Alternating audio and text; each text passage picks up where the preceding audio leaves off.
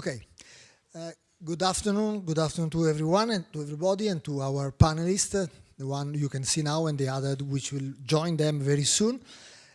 It's a pleasure to kick off today's conference, The War 1 Year On, an Unwanted Game Changer that ISPI organized together with Chatham House and Ifri. And this is just one of the few initiatives, seminar and publication we will have from now till next week to commemorate, so to say, the year, this very sad anniversary. The Russian aggression against Ukraine last year has already caused immense suffering, and I'm afraid, we are afraid, almost all indicates that the war will continue into this year, but we will hear this soon from our panelists. And what's more, even if the war, should the war finish today, its direct and indirect effect would probably last for many years. Will be some of the topics we will discuss today, the international implication of the war and prospects for the future. And the first panel, the panelists you already see here, will focus on the effect of the war at global level, while the second panel will zoom into Europe. But now let me turn to our first distinguished guest. That I can tell you the fake story and the real story. The fake story was that he was supposed to be with us live today. I'm talking about His Excellency Igor Zhovska, the deputy head of the office of the President of Ukraine. So the fake story, he was supposed to be with us today live. The real story, he was supposed to be, is not there. He's in Brussels, as you all know. So I cannot pretend he's connected live right now with us because he's most likely in a meeting with Zelensky and von der Leyen and many others. So you will see what we have recorded. There was a lot of secret on this interview because we were supposed to be live, and then they told us it's not possible. Can we do it one day before? And it's not possible. There is something new, something on. We know what's going on. They are in Brussels, and of course it was secret till the very last minute. So we have two questions to the deputy head of the office of President of Ukraine, which we have recorded yesterday. And the first one, the day before yesterday, sorry. The first question is to His Excellency Igor Zhovska, is Ukraine and its international partner expect an imminent large-scale attack by Russia as the Kremlin seeks to seize the whole of the Donbas region. What can you tell us about this offensive? Thank you. First of all, thank you for having me, and such a pleasure and the challenge to speak before such a distinguished audience. Answering your question, really, according to the information of our intelligence sources, as well as of intelligence sources of our partners in the European Union, we do understand that in the end of February, beginning of March, it's a highly likely possibility for Russia Federation to start a kind of revanche, a kind of counteroffensive, because you know that throughout the last 6 or 8 months, Ukraine managed to liberate almost 50% of the territory which was captured by Russia after an open aggression on 24th of February. So now this sad anniversary of this open aggression is coming, and since Putin is a person of symbolism, he's definitely thinking of something like a last revanche. Why last? Because he will definitely not succeed, and this will be his last try to make something on the battlefield. We really count on the support of our Western partners, including Italy and other countries, because in order to be able to withstand this counteroffensive and then to make our own offensive, we still need several very important pieces of weaponry. We definitely need high-range artillery systems with the ammunition to it, because when you make the advance, or you make, or you withstand the counter-advance from your enemy, you need to have a very good and very high-profile artillery. You start anything serious on the battlefield with artillery fight. Our soldiers know how to fight, they know how to win. What they lack is the modern Western time high-range artillery and the necessary ammunition to eat. Then certainly we need battle tanks and armored vehicles, because then you bring the manpower on the battlefield and the fight starts. That's how we did when deoccupying the areas around Kharkiv. That's how we did when deoccupying the city of Kherson and the outskirts. That's how we did in the beginning of the war, deoccupying the north of Ukraine. And that's how we should proceed now. So that's why we're thankful for this wonderful decision of providing the battle tanks for Ukraine, and this, like we call it, tank coalition. But we need them now. We needed them yesterday. So we need them not in a second month, several months. We need them immediately. We need them by the end of February in order to be effective on the ground. And definitely we need the air defense systems, because unfortunately every 1 or 2 weeks, Russia is having massive missile attacks across the whole country. There is no longer a safer place in Ukraine, neither in the center of Ukraine nor in the western part of Ukraine, definitely not in the eastern part of Ukraine.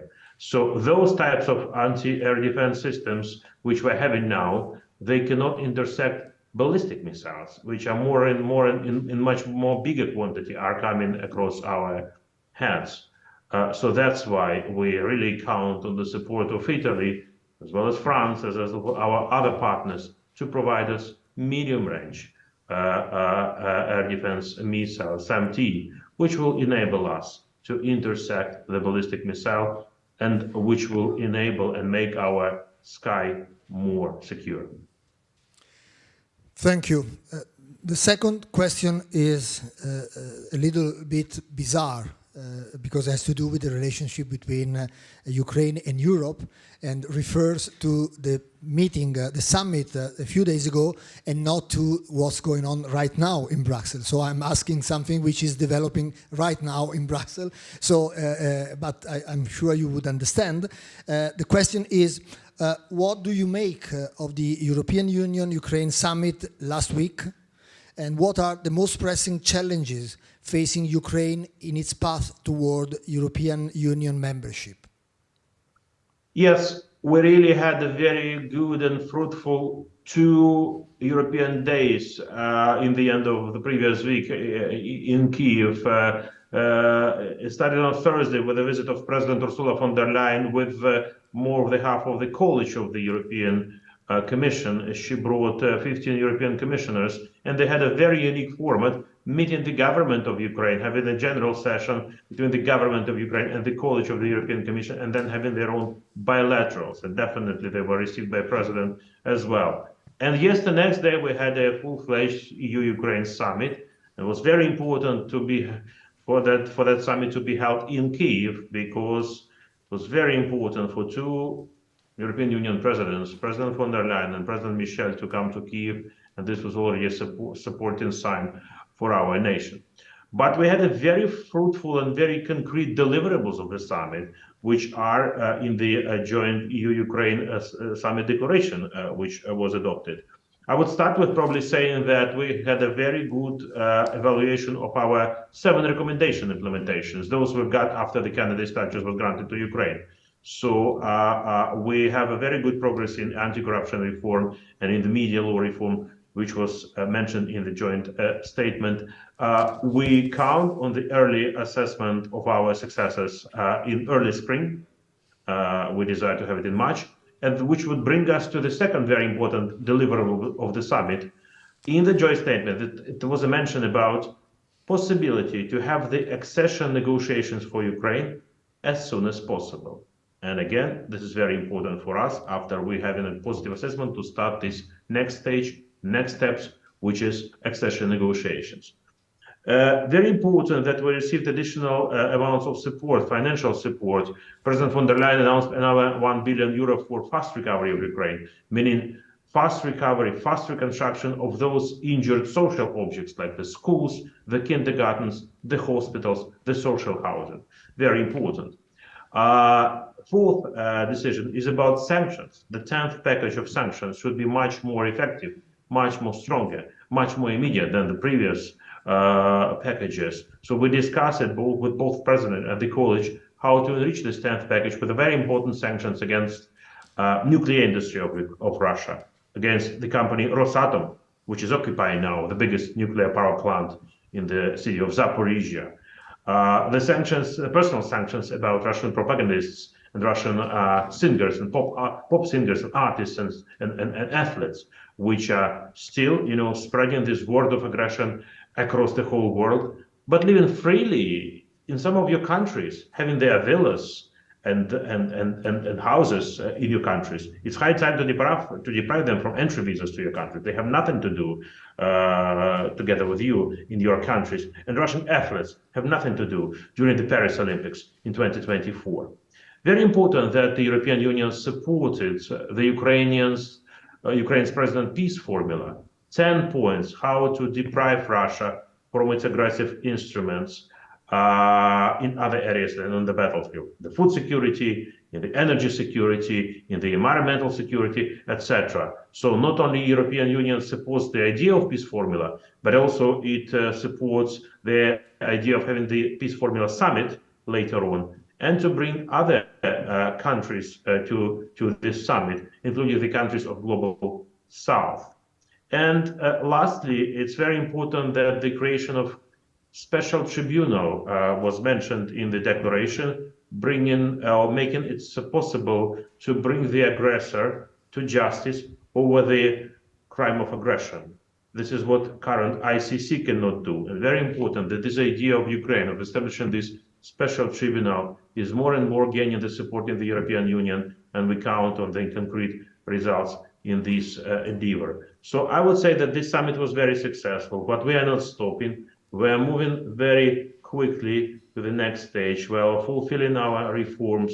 We are making the democracy work in our country, even despite of war. And we do hope that this year will be marked with the beginning of accession negotiations for Ukraine to enter the EU as soon as possible. Thank you very much. The message was clear, is clear. Arms, accession, sanctions, and international trials as soon as possible, and we will see how the world, the international community, is able to fulfill this request in due time as requested. But now let me turn to the first panel, and I'm glad to leave the floor to Eleonora, who will moderate the session, The World and the War, Facing the Consequences. Eleonora. Thank you very much. Can you hear me? And thank you, of course, to Ioana-Elena, who couldn't be with us, but I want to add another detail on the conversation that I had with his assistant. She called me and she asked me to postpone the conference because His Excellency really wanted to be with us. And I said, of course, we cannot postpone the conference because we have guests traveling from the UK, from South Africa. And he was really sad that he couldn't be live with us and promised to pay a visit to ISPI when conditions allow. As Mr. Magri anticipated, this session will be primarily on the consequences of the war at the global level. So we have 5 experts here to discuss this topic, 3 here with me in Milan and 2 online. I'm going to introduce them to you very briefly. Of course, we could spend much time listing their achievements and positions, but we don't have that time, and I hope we can have a longer discussion later, so I'll just be very brief. Here with me we have Ilke, who's an senior associate at CSI Europe program and a professor at Universities Carlos III in Madrid. Then we have James Nixey here. Who's the director of the Russia-Eurasia program at Chatham House in London, and Gustavo de Carvalho, who's a senior researcher with the South African Institute of International Affairs in South Africa. Online, we have Luca Fratini, an ambassador and director of the Office of the Secretary General at the OSCE. Welcome. and Felix Chang, who's a senior fellow at the Asia Program and National Security Program at the Foreign Policy Research Institute. Welcome.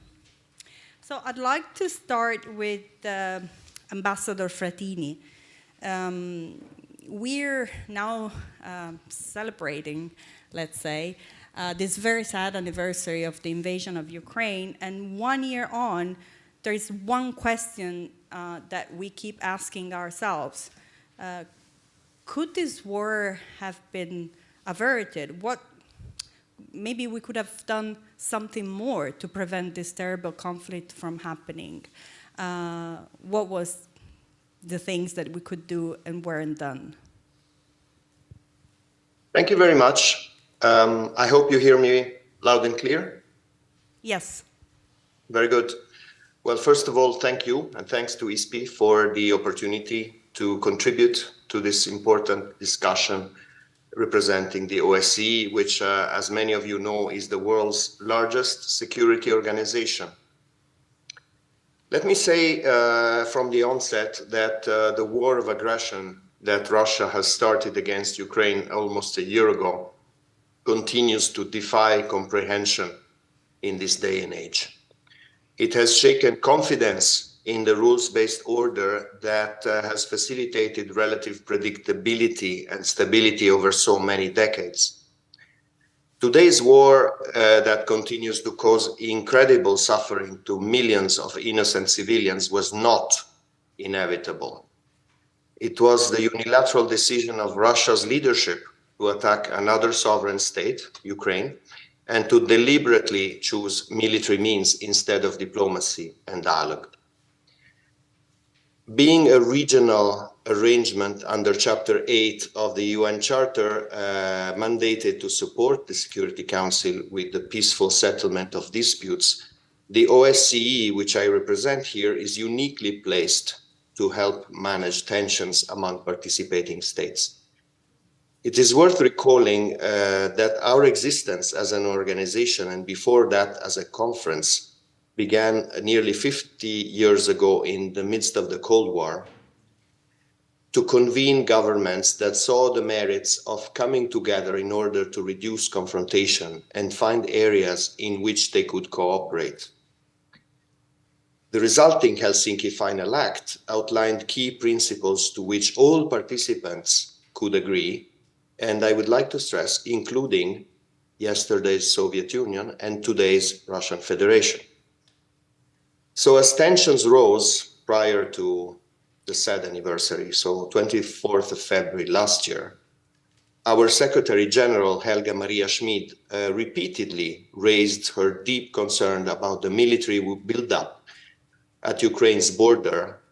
She did so at the OSCE Permanent Council, which is our main decision-making body that consults and meets regularly every week in Vienna. Even more, on the 14th of February last year, the Secretary General provided formal early warning to the OSCE permanent representatives of the 57 participating states, noting the rising prospects of escalation and violence. This was only the third time in history that this instrument was used. And then shortly after the start of the war, and sorry, I need to recall that even 1 year ago, under the Polish chairpersonship of the OSCE, there was an initiative by the then Polish chair in office to launch a renewed European security dialogue within the OSCE, which was rejected by the Russian Federation. So after all these attempts to de-escalate the tension, shortly after the start of the war, Russia blocked the consensus renewal of the mandates of the OSCE's 2 field missions in Ukraine, forcing them to close. Even earlier than that, Moscow had blocked the extension of the mandate of a small observer mission on the Ukrainian-Russian border. So it's 3 missions in total. And the main one of them being the Special Monitoring Mission, which, as you may be familiar with its activities, had been deployed after the events of 2014. This was brought to the halt, and as a consequence, hundreds of international mission members were pulled out Many national staff were relocated, and I must recall one local mission member tragically died in Kharkiv in the first week of the war. A few months later, we had to close, for the same reason, lack of consensus, the office of the OSCE project coordinator in Ukraine. After the office and its predecessor, that was called the mission in Ukraine, had been active in the country for nearly 30 years. But let me close, at least on this one, with a positive thought. That is, against all odds, we managed to demonstrate flexibility in finding ways to continue to support Ukraine. The OSCE has proven many times that it can act quickly when needed if there's a political will. So today, many of us may be questioning the merits of multilateralism, given the potential for unilateral action in contravention of previously agreed principles and commitments. And it is true that neither the OSCE nor the UN could prevent the Russian Federation from invading Ukraine. But let me say that dialogue may be strained or stalled, but that doesn't diminish the need for it. So preserving the available platforms will be crucially important, and I believe that the OSCE, approaching its 50th anniversary, is certainly among them. Thank you very much, Ambassador. I liked very much this point on multilateralism that you made, and I would like to pose you a follow-up question, if you allow. The OSCE used to have a very important role in the implementation, well, imperfect implementation of the Minsk II agreements. But today, what do you do on the ground to help Ukrainians? Are you still in Ukraine helping people, or is your activity really restricted by the war? Absolutely. We are still there, and we are active more than ever in line with the motto of the chairmanship of this year for the OSCE, North Macedonia. Their motto is very simple. It's about people. And in the case of Ukraine and the OSCE's activities in and for Ukraine, I think this is ever more relevant. The main initiative of the organization is a new donor-funded support program for Ukraine, which was launched on the 1st of November last year, so shortly after the conclusion of the mandates of the two field operations that I mentioned. This program is addressing the most urgent needs and providing much-needed assistance to our long-standing partners in the country. Just to give you a magnitude, we're talking about 23 projects on a planned budget of about 28 million euro over 3 years. And they range from humanitarian mine action to looking into the environmental damage caused by the war, to providing social and psychological support to those affected by the war, to supporting media freedom, countering cybercrime, combating trafficking in human beings. I can elaborate further, but these are the main elements.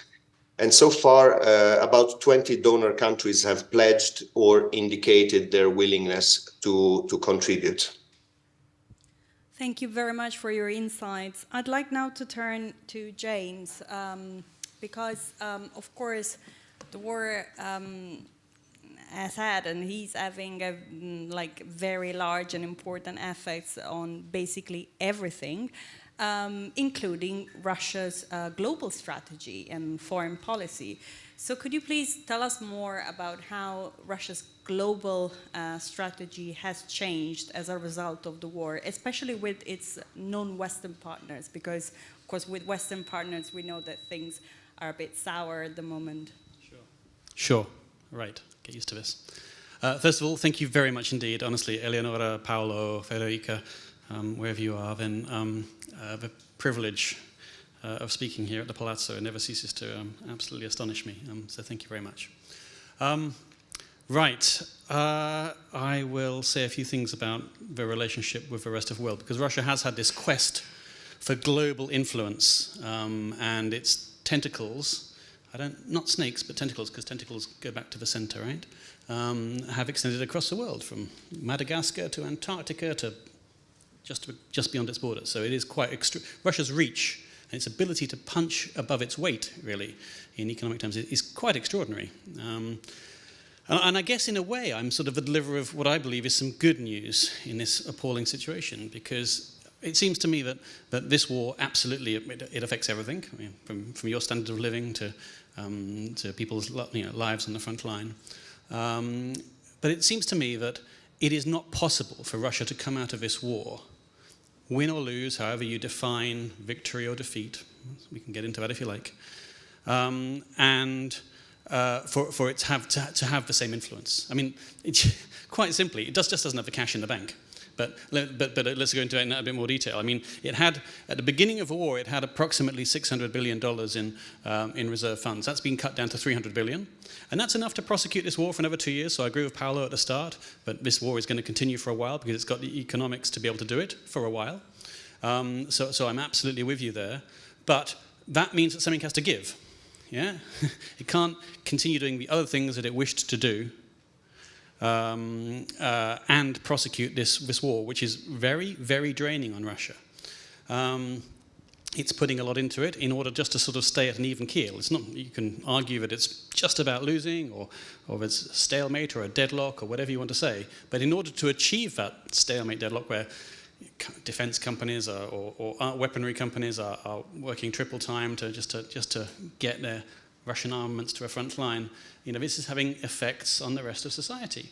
So Russians, of course, feel it primarily. Now that doesn't matter much to the Russian government, naturally, because one of the least important priorities, not a priority at all, is the standard of living and the prosperity of the Russian people. So that can obviously be sacrificed, and indeed they are asked to sacrifice themselves in every single sense, both their lives, if they're men, and their livelihoods, if they are Russian citizens.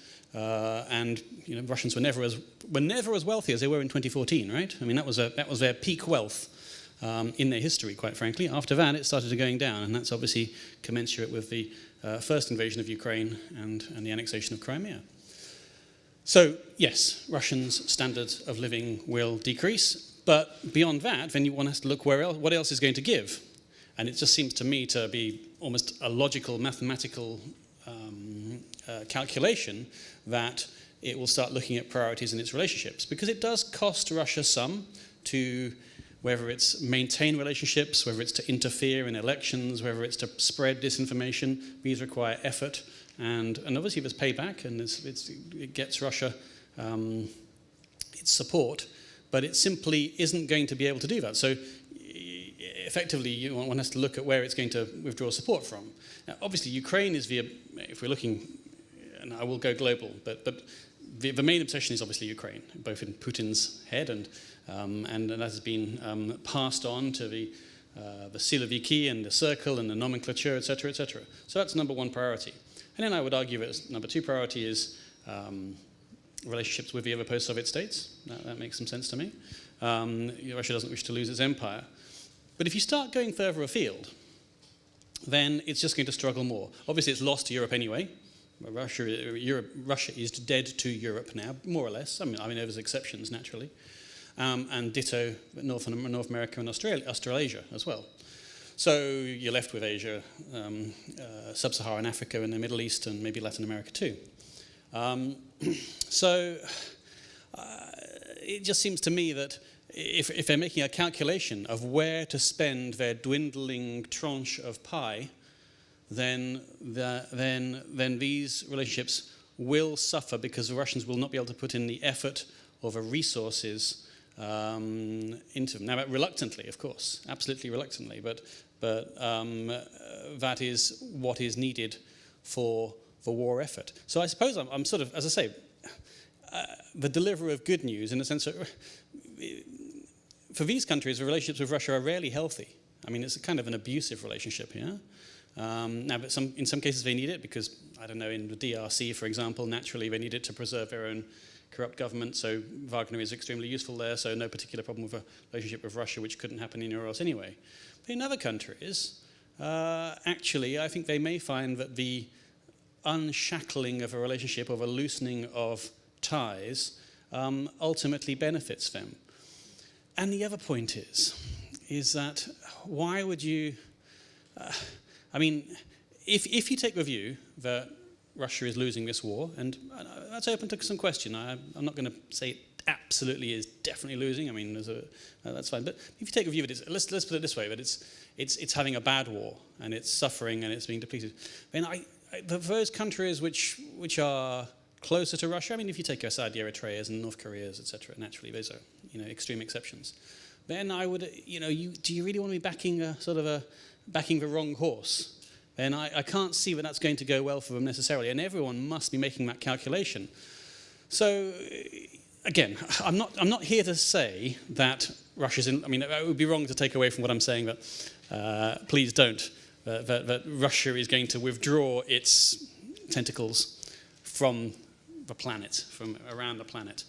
But I just can't see a way whereby Russia is so ultimately powerful and prosperous, win or lose, from this war, whereby its global reach, its quest for influence, can possibly stay at the same level. It'll be a gradual thing, it won't happen overnight, and it certainly won't be announced, so we've got to analyse it to find out.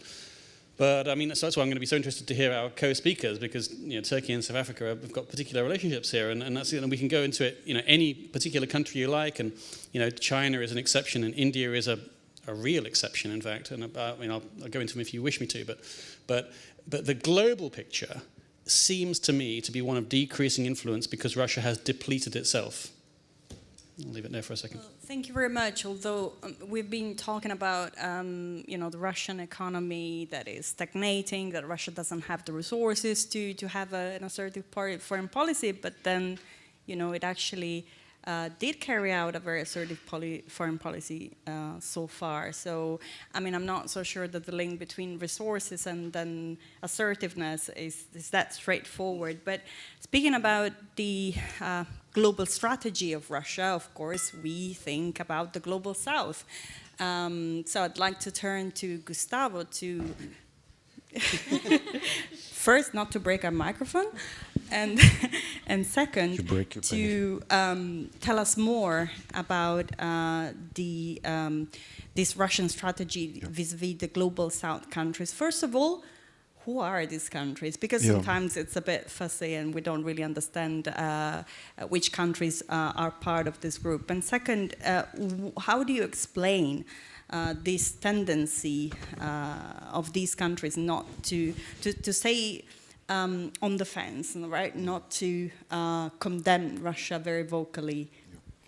No, thank you very much, and thanks first of all for ISPI, Chatham House, and Ifri to invite me. Came all the way from South Africa here, so it's really great to be back in Italy. And I think something that James was talking now about their capacity versus the willingness to do so. And I think in our team at the South African Institute of International Affairs working on Africa-Russian issues, we often joke that our work became a narrative analysis work.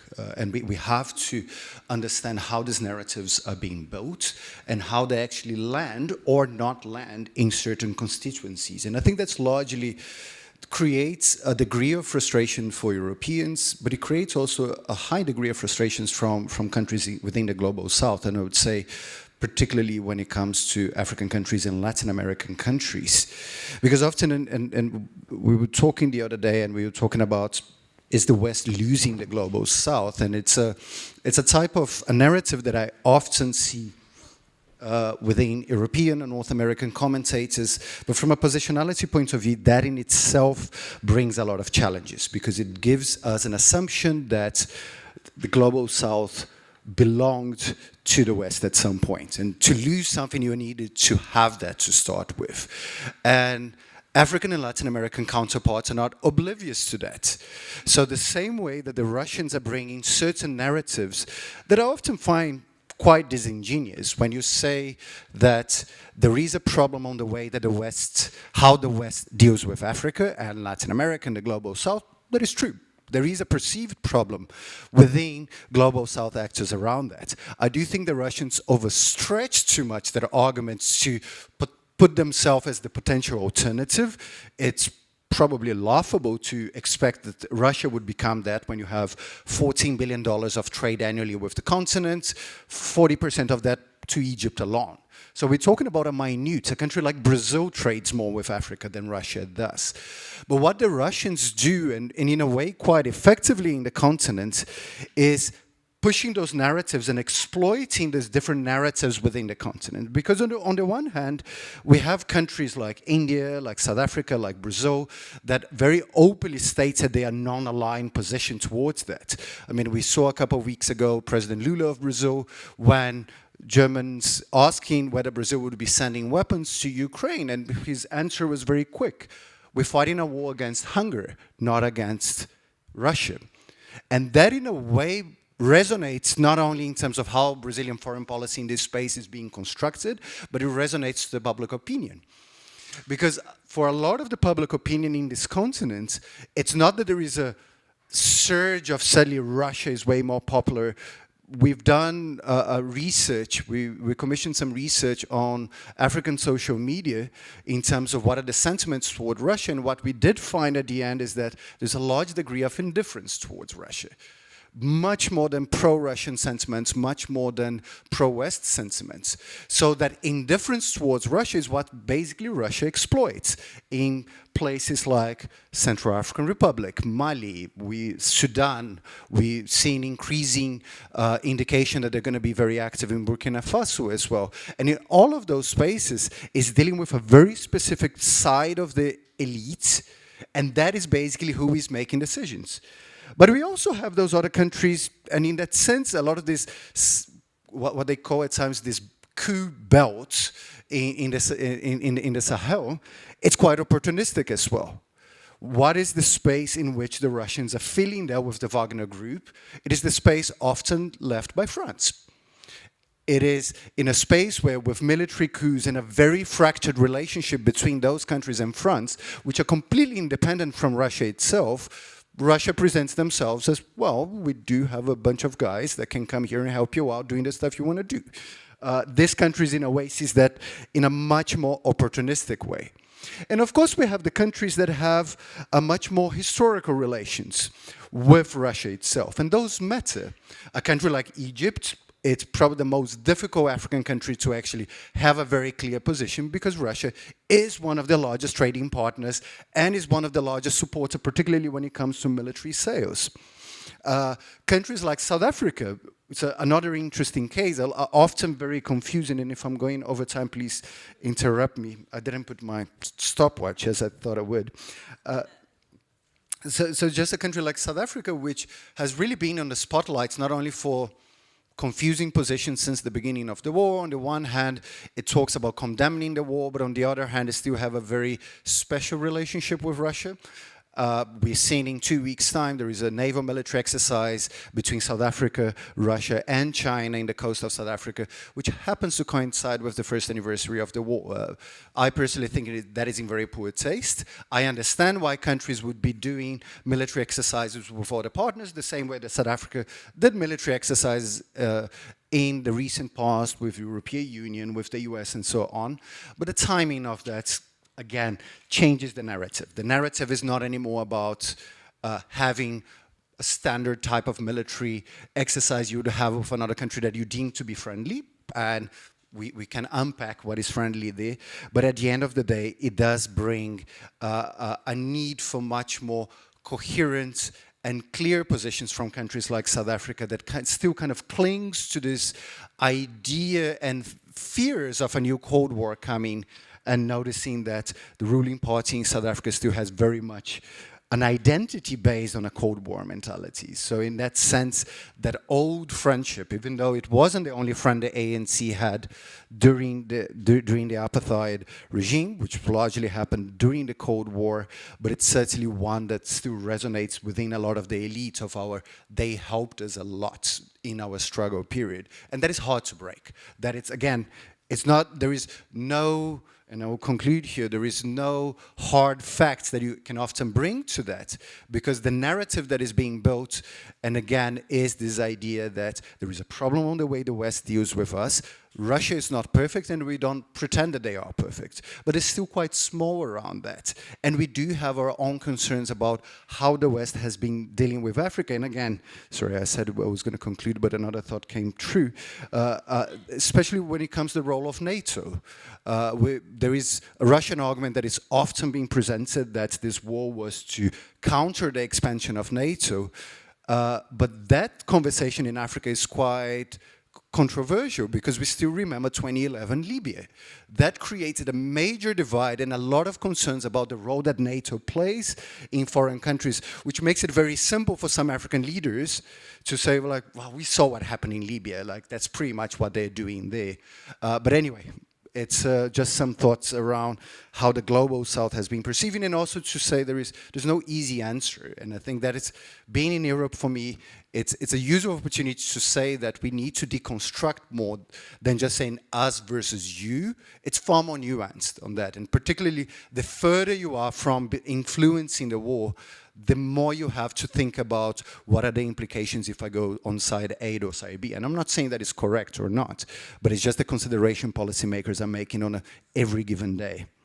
I totally agree with this point, especially because here we've been considering those who are not totally pro-Ukraine or pro-West as simply, you know, Russia's useful idiots, but it's not as simple as that. I mean, you need nuances, you need complexity, you need to embrace complexity.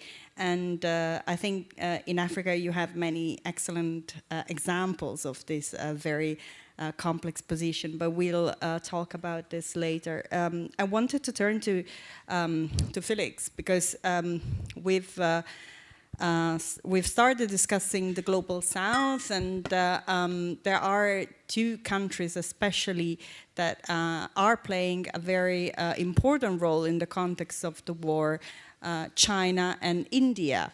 And you know, they have a different, of course they're different, and they have a different relationship with Russia. China supposedly has this like limitless partnership with Russia, while New Delhi has a more business-like relationship with Moscow. But both of them don't actually condemn Russia very, very vocally and want to keep doing business with Moscow. So could you help us unpack these complex relationship that the both countries have with Russia? What are the differences between these two approaches, and what are the commonalities? Sure. Well, first of all, again, thank you for the invitation and the opportunity to speak here today. I think some of my comments will kind of dovetail with what Gustavo and James have said in terms of the perspectives of Russia. I think in terms of the commonality of approach, both China and India have been primarily driven by their own national interests, as narrowly defined by what immediately benefits their security and economic well-being, rather than any adherence to notions of a global or multilateral order. They have done so both on a practical level and more on a strategic level as well. In terms of a practical level, India's reliance on Russia for military hardware has been well reported in the media. Over 95% of its Army and Air Force's principal combat systems and 75% of its navies are from Russia. China's reliance on Russia on military hardware is a bit more nuanced. For example, China relies on Russia for about 90% of the engines for its fighter aircraft, even those that it designs domestically. And both have acted out of practicality when it comes to their immediate economic needs. China and India have both, as you mentioned, continued to trade with Russia. And it was recently revealed that Chinese state-owned companies have been selling increasing amounts of dual-use military technology to Russia. Meanwhile, India, which has struggled with inflation, has eagerly bought, in fact, low-priced Russian energy, fertilizer, and other commodities. But their approach is also similar at a more strategic level.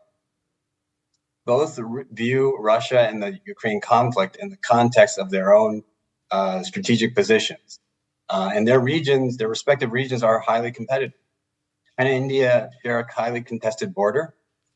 Indeed, in 2020, and again 2 months ago, Chinese and Indian troops have clashed along that border. And while China sees as its main competitor the United States and its allies, India sees China as its main competitor.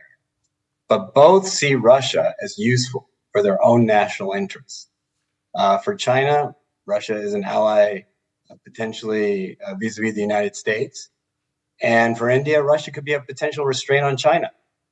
And so being on friendly or relatively friendly terms with Russia is useful for both of them. Now, where China and India have differed in their approaches is kind of in how far they have been willing to go in their relationship with Russia.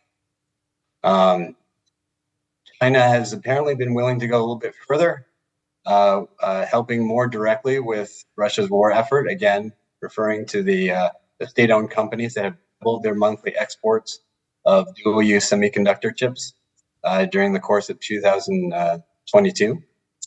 That said, since the No Limit Summit, where that term was coined between Xi and Putin, I think about 3 weeks before the invasion of Ukraine, China has not been very vocal about that continued economic engagement with Russia. India, on the other hand, has done the exact opposite. It has purchased petroleum, fertilizer, and other commodities from Russia, but it has refrained from trading goods with military applications. But what India has traded, it has traded in truly massive quantities. Indian oil purchases have been the most notable. I don't know if you can pull up a slide that I provided earlier. Or maybe the slide. Oh, there we go. India has kind of gone from importing almost no oil to becoming Russia's largest oil export market. And by comparison, China has arguably boosted its imports of oil from Russia by a fair amount, perhaps as much as 30%, but India's purchases have just far overshadowed China. Thank you for that slide. And unlike Chinese leaders, Indian ministers have not shied away from publicly defending India's economic engagement with Russia. In fact, India's National Security Board chief summed it up. If we can buy it cheap, we will buy it. And I'll kind of leave it at that. I'm happy to dig into these topics a bit more in Q&A if desired. Well, thank you so much for your insights and also for this useful chart. It's always nice to visualize the entity of this business-like partnership. Yeah. Now we started talking about the very influential external players in this war, and of course I want to turn to Turkey because Turkey has been playing this mediator role since the beginning of the war, and I'd like to ask Ilke about Turkey's approach, interests, and these tarafsız, if we can say it, like literally this without side approach, how sustainable it is, because Turkey, of course, we know it's one of the founding members of NATO, and well, it's virtually still a candidate country of the EU, so at some point it will be forced to take side, right? And also in light of what's happened, the tragedy, the earthquake that has happened a few days ago, do you think also this, the magnitude of this tragedy will have an impact on Turkey's role and position in the region? Thank you very much, and thank you to all of you for the invitation. It's a great pleasure to be here in this Palazzo. It's just great. Let me start with the earthquake question, because this is the question that many people have on their minds. It's still too early to read the consequences of this, but it's one thing is a bit clear from now on. It's a horrific tragedy. The earthquake affected region in Turkey which has 13 million inhabitants.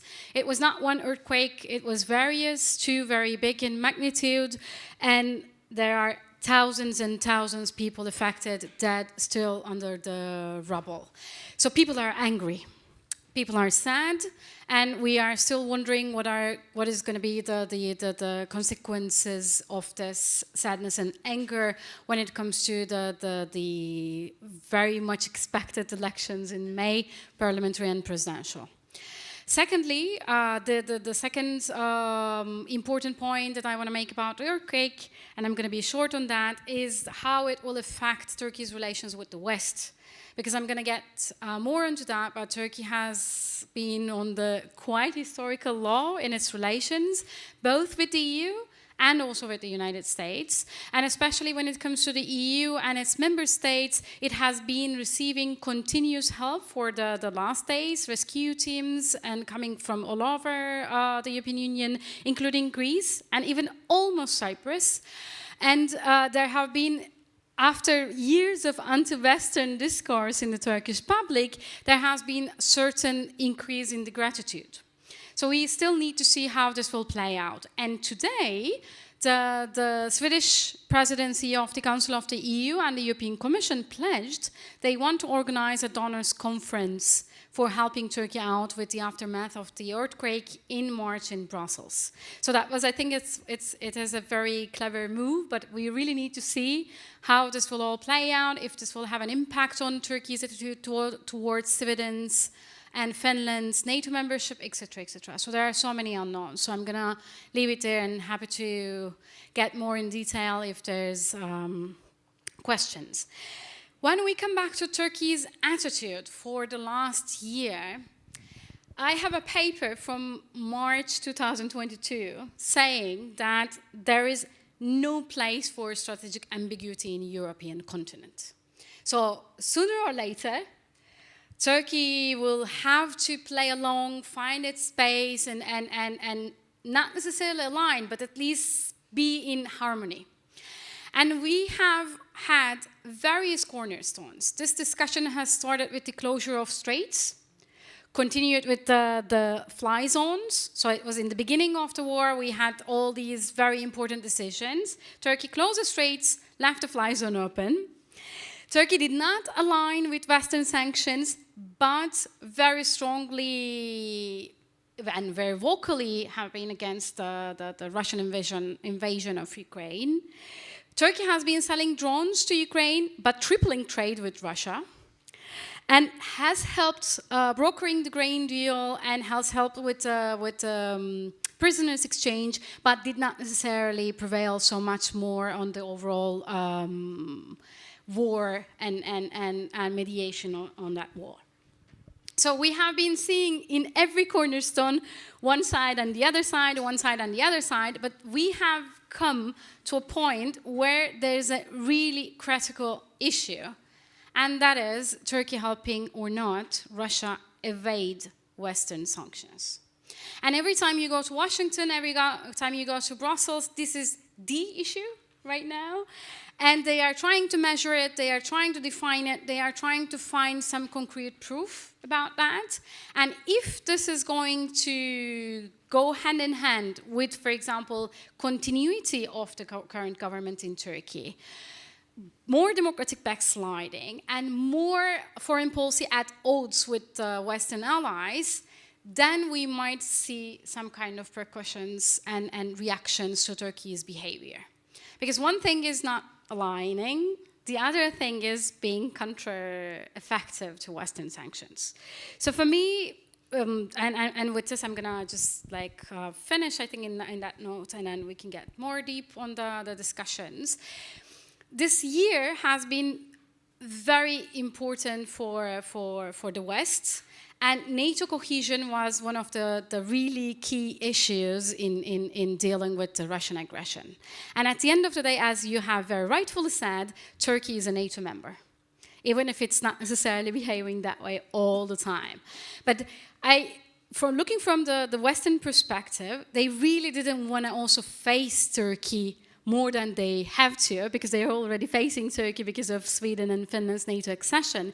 But beyond that, like pushing the limits of NATO cohesion publicly while they are trying to face Russia and Russian aggression has not been on the cards for the West. But if these discussions about helping evade sanctions more on the table, and if this is accompanied after the elections with the continuity of the government and all the problems that Turkey has with the West, we might see another tone in the coming future. Yeah, thank you so much, Ilke. And of course, like Turkey had to implement some measures to restrict, for instance, relationship between its banks and Russian banks as a result of Western pressure. So of course it has somehow to abide by Western pressure. And I'd like to turn to Felix again, because speaking about Western pressure and avoiding other countries to help Russia evade sanctions, of course, now the hot topic is what should the West do with China and India? And so I'd like to ask you also if these two countries will eventually give in to Western pressure and stop doing business with Russia or limit its business with their business with Russia, and also if there are some red lines, do you think that Moscow could cross and that could probably change the relationship that Moscow has with Beijing and New Delhi? Well, first, I don't believe that China or India have any defined red lines of their own that will alter suddenly their decision-making with respect to Russia and the Ukraine conflict. Indeed, for a time early in the conflict, India in particular had been a little worried about the West setting very hard red lines. But I do believe that window where the West might have expected greater compliance to quote-unquote red lines has passed, and it's kind of hard to kind of go back at this point. As things stand, with the consequences for circumventing economic sanctions having been tolerable, I don't think India or China has very much incentive to deviate from their current courses. But I do think that there can be points where Chinese and Indian decision-making can change course. But those potential changes will most likely be guided by their perspectives on how events unfold. For example, as described before, in light of battlefield victory or defeat for Russia. Still, it is their perspectives which will continue to be informed by their kind of narrow views, their practical security and economic well-being, or their geopolitical situation or standing, especially for India relative to each other. So if the West kind of seeks to change behavior, it'll have to offer China or India something that will kind of alter their perspectives. But either way, it would be a costly prospect to do that.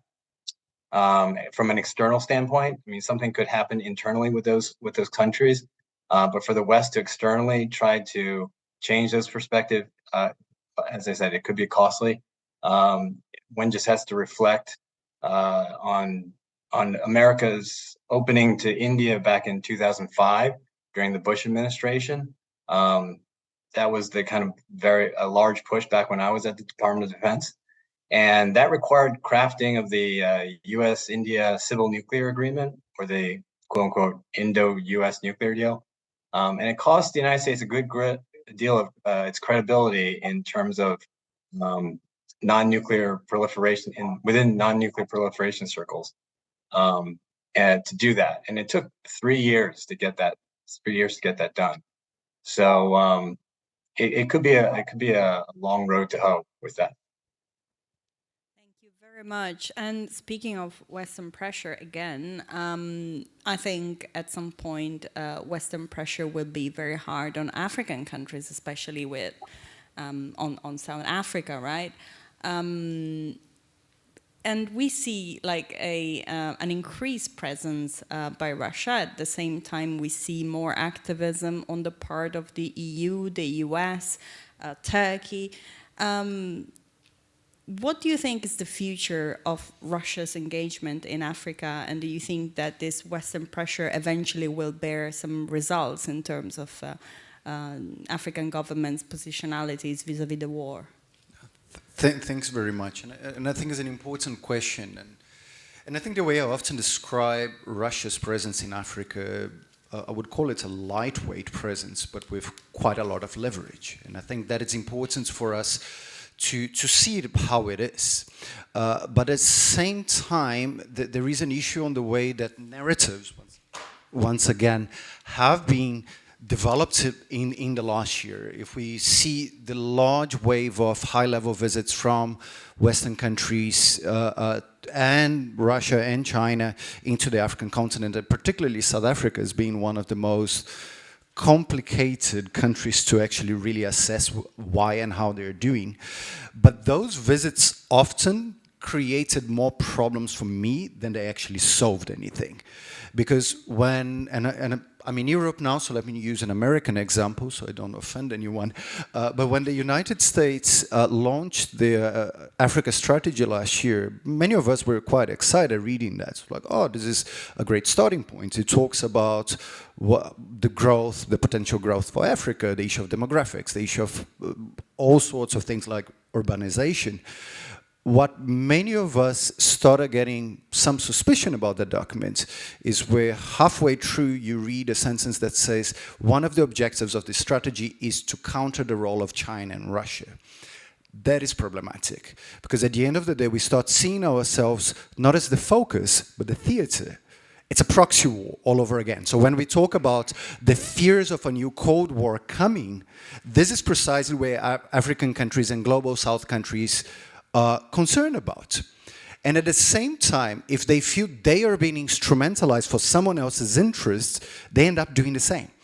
So it's not a passive relationship where you have your African member states, your Latin American member states, and I'm talking about them specifically because they tend to be a bit weaker than your Brazils, your Indias, your Chinas, and even South Africa to some extent. So when you create the narrative that we are not that really to engage with you, we want you to have the same position as us so we can counter them, that is for me the easiest way to actually get someone to do completely the opposite. And we saw that with places in Francophone Africa where there is precisely being the argument. We have a problem of engaging with France. The Russians are here providing a type of help that we find that it's useful for whichever reasons. Let's not say that help is always done in the nicest way and following human rights protocols and systems. But at the end of the day, it's part of the narrative that Russia is not a natural alternative to the West. They're too small, and I don't even think they're willing to be that large in Africa. If they were, for the last 5-6 years, and especially since 2014, the invasion of Crimea, we saw an increased role of Russia in the continent, but it's still very selective. We talk about these 3 circles of engagements from Russia in the global south, but it's heavily based on political and military engagements. The economic side, even though we talk about the gold mines in Sudan, the potential uranium mines in Niger, and those are facts and they are there, but it's still quite small. They are a fraction to what China is. They are a fraction to what the UK is. They are a fraction what France is, to a large degree. So we should not, on the one hand, expect that the Russians are doing way too much, but at the same time, where they are working with, they were able to gain a lot of leverage, very specifically on certain leaders. And I think that, in a way, it's what we saw, for instance, in South Africa. There's one of our ministers that she seems to be particularly keen of working with Russia, while other ministers not so much. But it's a lot to do with this elite to elite. I think the Chinese love talking about people to people. I think if the Russians were to create something similar, it would be elite to elite.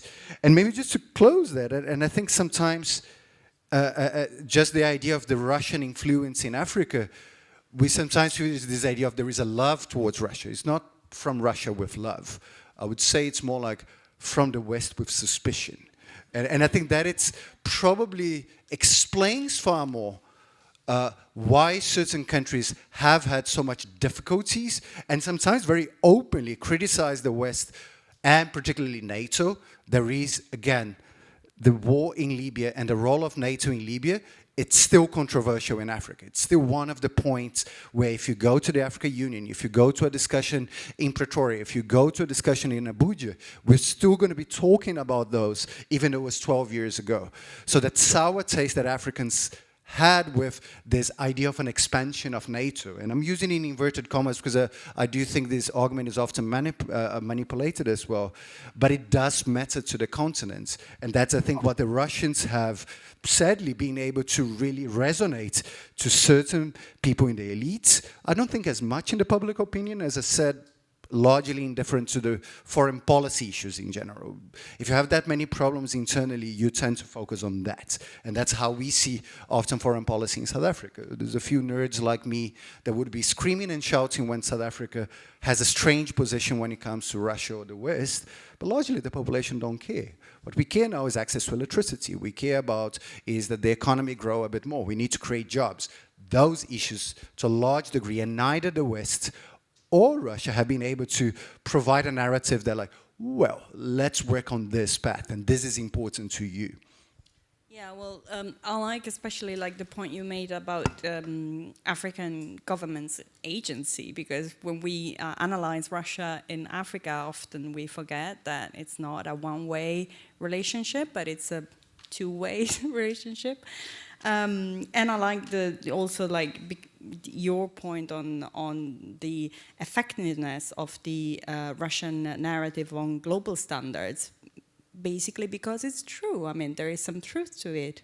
The West has double standards, and Africa has paid for the consequences of Western imperialism. So there is a good base for Russian narratives there. But we've talked about Russian objectives and the gap in terms of resources. So I'd like to ask James, where do you think a Russian disengagement is more likely in light of this lack of resources? Yeah, thanks again. How do I start? Maybe to start with, there was something you challenged me on when I finished my last set of remarks, Eleonora, whereby you were uncertain, and I think rightly so, of the connection between Russian aggression and resources. And I agree, of course. Having fewer resources won't make them less ambitious or resentful, but there is a certain realities of lack of finance, which will simply restrict them, whether they like it or not. I'm not saying it'll change their wants and desires, but I do agree with you. I'm just saying that there's a pie at the end of the day, and that's getting smaller. And then perhaps because I think that your other speakers have really nailed it on Turkey and South Africa, India and China, and there's not much to add there. And I would certainly agree with the point that we have made our lives much more difficult by our disingenuousness, our poor behavior, our past, our imperialism in the past, and it just makes life that much harder. The only thing I suppose I would respond to Gustavo and others is that then this is the work for diplomats now. This is our job. And somebody said it's not. Somebody earlier said it's not. It's not easy. But we shouldn't. The fact that we have behaved so poorly is simply an opportunity to do it better next time, and hopefully we are, the better angels of our own nature this time. And so that we, and I think that in some cases I am sceptical of the use of diplomacy. I think for Russia, for example, it was a lost cause 10 years ago, and we probably shouldn't have been trying that hard anyway. We were, and that was kind of a futile effort, throwing good money after bad in a way. Whereas with these countries who, we're not certain about, whether it's South Africa or India or China, it strikes me as at least a possibility, and we should at least try. We might fail, but surely we won't fail everywhere. We'll fail in some places, as we always do, and maybe we'll succeed in a few, and we'll bring a few on board, and that's happened. You've got, again, I'm not normally optimistic about the state of global affairs or about Russia in general, but I suppose I've been trying to say, I do sense some opportunity here, not just with Russia and Ukraine, but actually in other parts of the world where we've traditionally had bad relationships or poor behavior. So again, it's not all grey. Now, in terms of where you think Russia will withdraw from, I mean, it almost depends on where you want to go in the world. Because, I mean, I don't have a great sense of Russia's matrix calculation on what it wants to keep up. As I said, I mean, there's certain priorities. Ukraine is the most obvious and blatant one, and presumably from Madagascar, where the Russians were trying to fix elections, to Buenos Aires, where there's some Russian drug issues, for example. Then clearly they might be seen as lesser priorities. So I think one can make some broad guesses, but that's not to say the Russians won't turn up in places depending upon their future strengths and weaknesses. We haven't spoken much about the Middle East, it seems to me. And I'm no great expert on the region, but it does seem to me that that is particularly complex, whereby you have the Iranians and the Israelis who have, for example, very particularly complex relationships with Russia. At the moment, the Iranians are much needed and will continue to be, suppliers of drones, which incidentally have, Israeli software in them. It's quite extraordinary, and parts from Texas as well. And so it always makes me astonished that the Russians think that this is a crying foul at the West supplying the Ukrainians with weaponry, when actually the Russians are getting weaponry from, the DPRK and everywhere else. This is the history of warfare in general, but. And so I think the Russians will look to see where they have the most traction and where those countries can be of the most influence. And so Israel and Iran, ironically, do strike me as being targets for Russian quests for influence. It's got its traditional allies, as we know, in Syria and places like that. And I don't think it will be willing to give those up immediately. Now it's got such a foothold, and there's a sort of a symbiotic relationship there too. So you can look to it.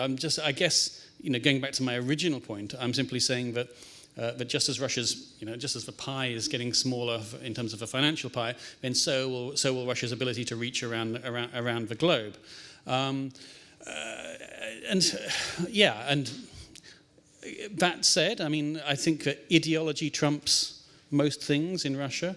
And so if there is, say, a brotherly kindredness, not a great word, then that means that Serbia and Hungary perhaps will still be within the Russian crosshairs, if you like, willingly perhaps in some cases.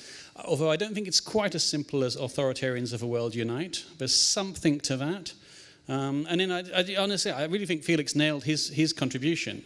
But my own view is that China is much, Felix knows much more about this than I do. I'm on dangerous ground. But I think that China plays this very carefully. It doesn't obviously want a Western victory, that would and a strengthened West, but it doesn't really want a Russian outright victory either. None of these things. China probably wishes it never happened in the first place, I suspect. But we are where we are. And so it's not really pushing either way, and it's been very circumspect. It hasn't supplied Russia with weapons, as far as we know, and doesn't look like it's going to continue to do so, because it still needs to sort of feed its growth engine, and it can't do that purely by backing one side or another. But again, it depends on where in the world you want to go, I guess, and because everything's in play.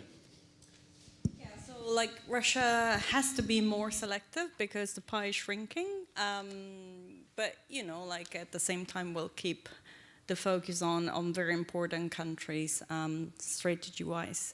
But of course, one region where Russia might lose some of its status, its own neighborhood, the Caucasus, Central Asia, and then there is a possibility for Turkey to step in, right, and try and fill that vacuum. So I'd like to ask to Ilke, do you think this war eventually will create opportunities for Turkey in its own global strategy?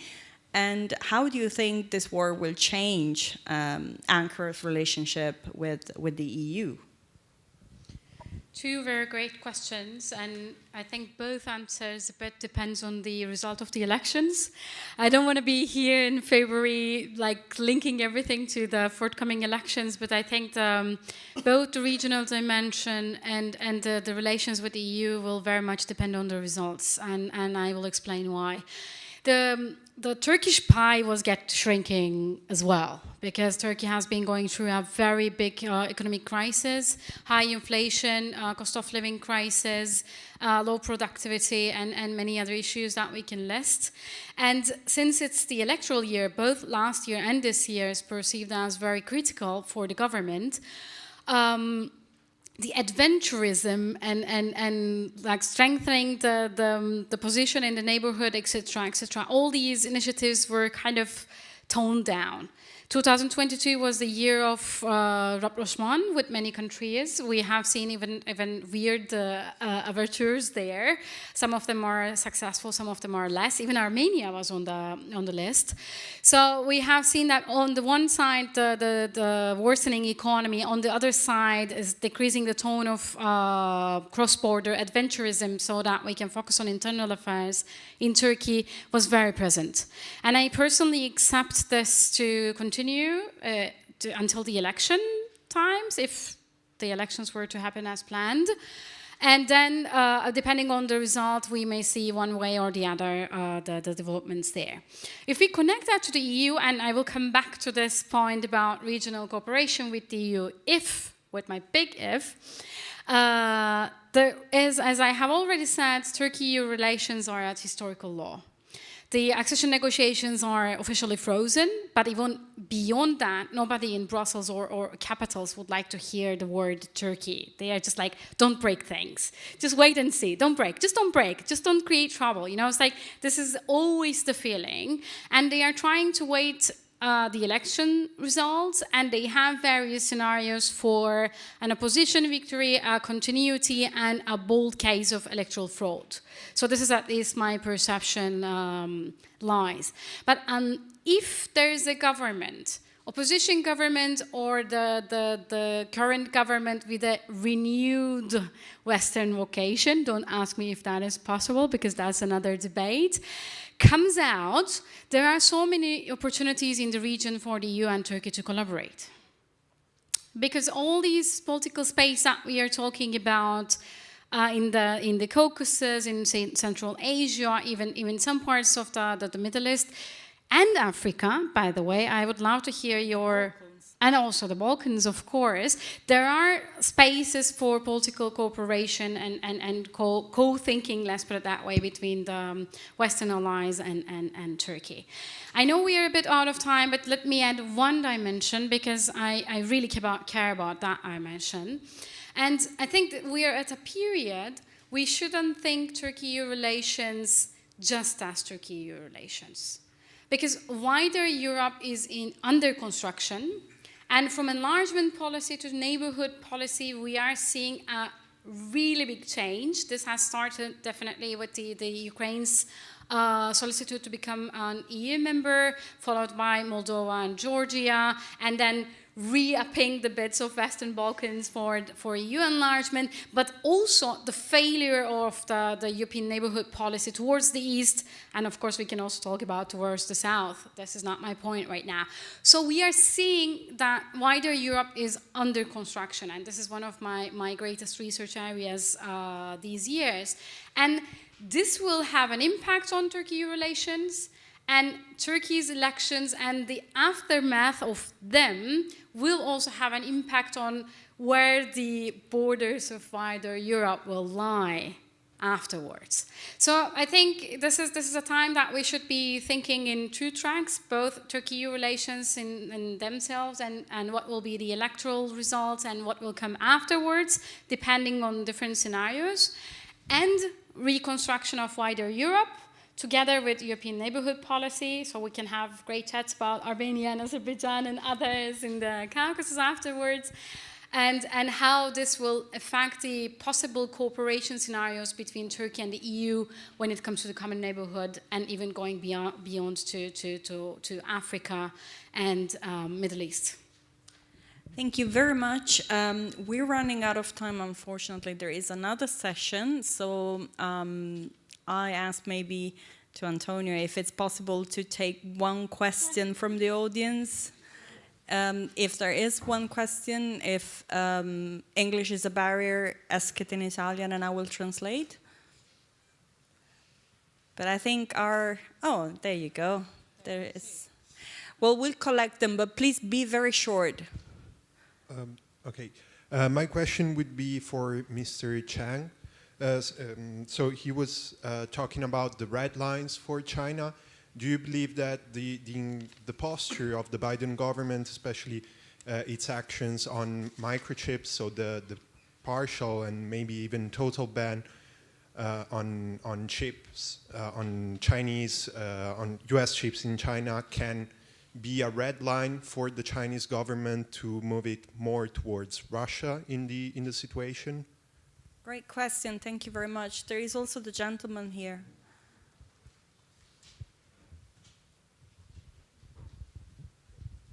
My question is about Turkey.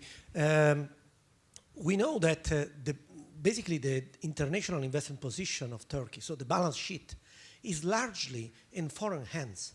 So what foreigners have in Turkey is much more than what Turkey has abroad. So a lot of companies are held by. So if Turkey can go ahead, it's basically because there is a consensus in supporting Turkey. Because it would be very easy to say, well, we stop, we won't. At the same time, probably there is a lock-in, because people have invested so much in Turkey now that for them it's hard to withdraw. And on the other hand, Turkey is allowed to do things that nobody else would be allowed to do. Because there is a big risk to see Turkey go on the other side, too much on the... So how Turkey can be, how this situation can be managed, I think, and how this largely Western support of holders of Turkey assets can go on. Excellent and complex questions. I will ask Felix and Ilke to be very brief. A 1-minute answer. Please, Felix. Okay. Regarding the strengthening of the microchip sanctions against Russia and China's export of them, I think that if it's the relative perspective of Beijing with regard to how important that particular issue is, and I think James is right in that the Beijing feels that outright Russian victory would probably be bad for China. So would an outright Western victory, and so balancing those larger geopolitical concerns, I think China will accept more stringent sanctions on export of those chips, but they'll find other ways of circumventing the sanctions later on, and they'll just continue doing business as usual. Well, thank you. Thank you very much for keeping it brief as well. Ilke, your turn. Well, that's a question for another talk, so I have to come to Palazzo once again and answer that question in sacrifice, detail. Yeah? I will for you. Just a quick answer. I think 20th century institutional arrangements like NATO membership, Council of Europe membership, and EU candidacy, because it was named in 1999, still saves Turkey from lots of trouble in 21st century. So this is why I think this answers your point on why Turkey is allowed to do many things that the others are not, because it's an ally. And having attitude, like for example, EU-US cooperation towards an ally is way more difficult than towards a country that is not an ally. This is kind of similar to the problems that we are having in the EU with Hungary. We don't know what to do because they are sitting on the table. It's the same with Turkey. And if you connect that to the economic issues, the foreign direct investment that the country has, Turkey has been very much connected to the Western markets, Western institutions deliberately, because we thought that further trade relations will bring prosperity, peace, and security. And this was the understanding. This was the understanding why Nord Stream was constructed until yesterday. So I think after this war, when the dust settles, there will be further thinking about how to relate. And depending on that, many other the relations will be defined. Even the 21st century multilateralism will be redefined. I know this is a very comprehensive answer for just a bilateral relation, but I think this is a piece of a bigger puzzle. And we will see what will come out of all this rethinking and restructuring in the 21st century. Well, thank you very much. Thank you, Antonio, for bearing with us. And I now invite all the speakers of the second session to take the floor. But first, let me thank you very much, our guests, for their insights.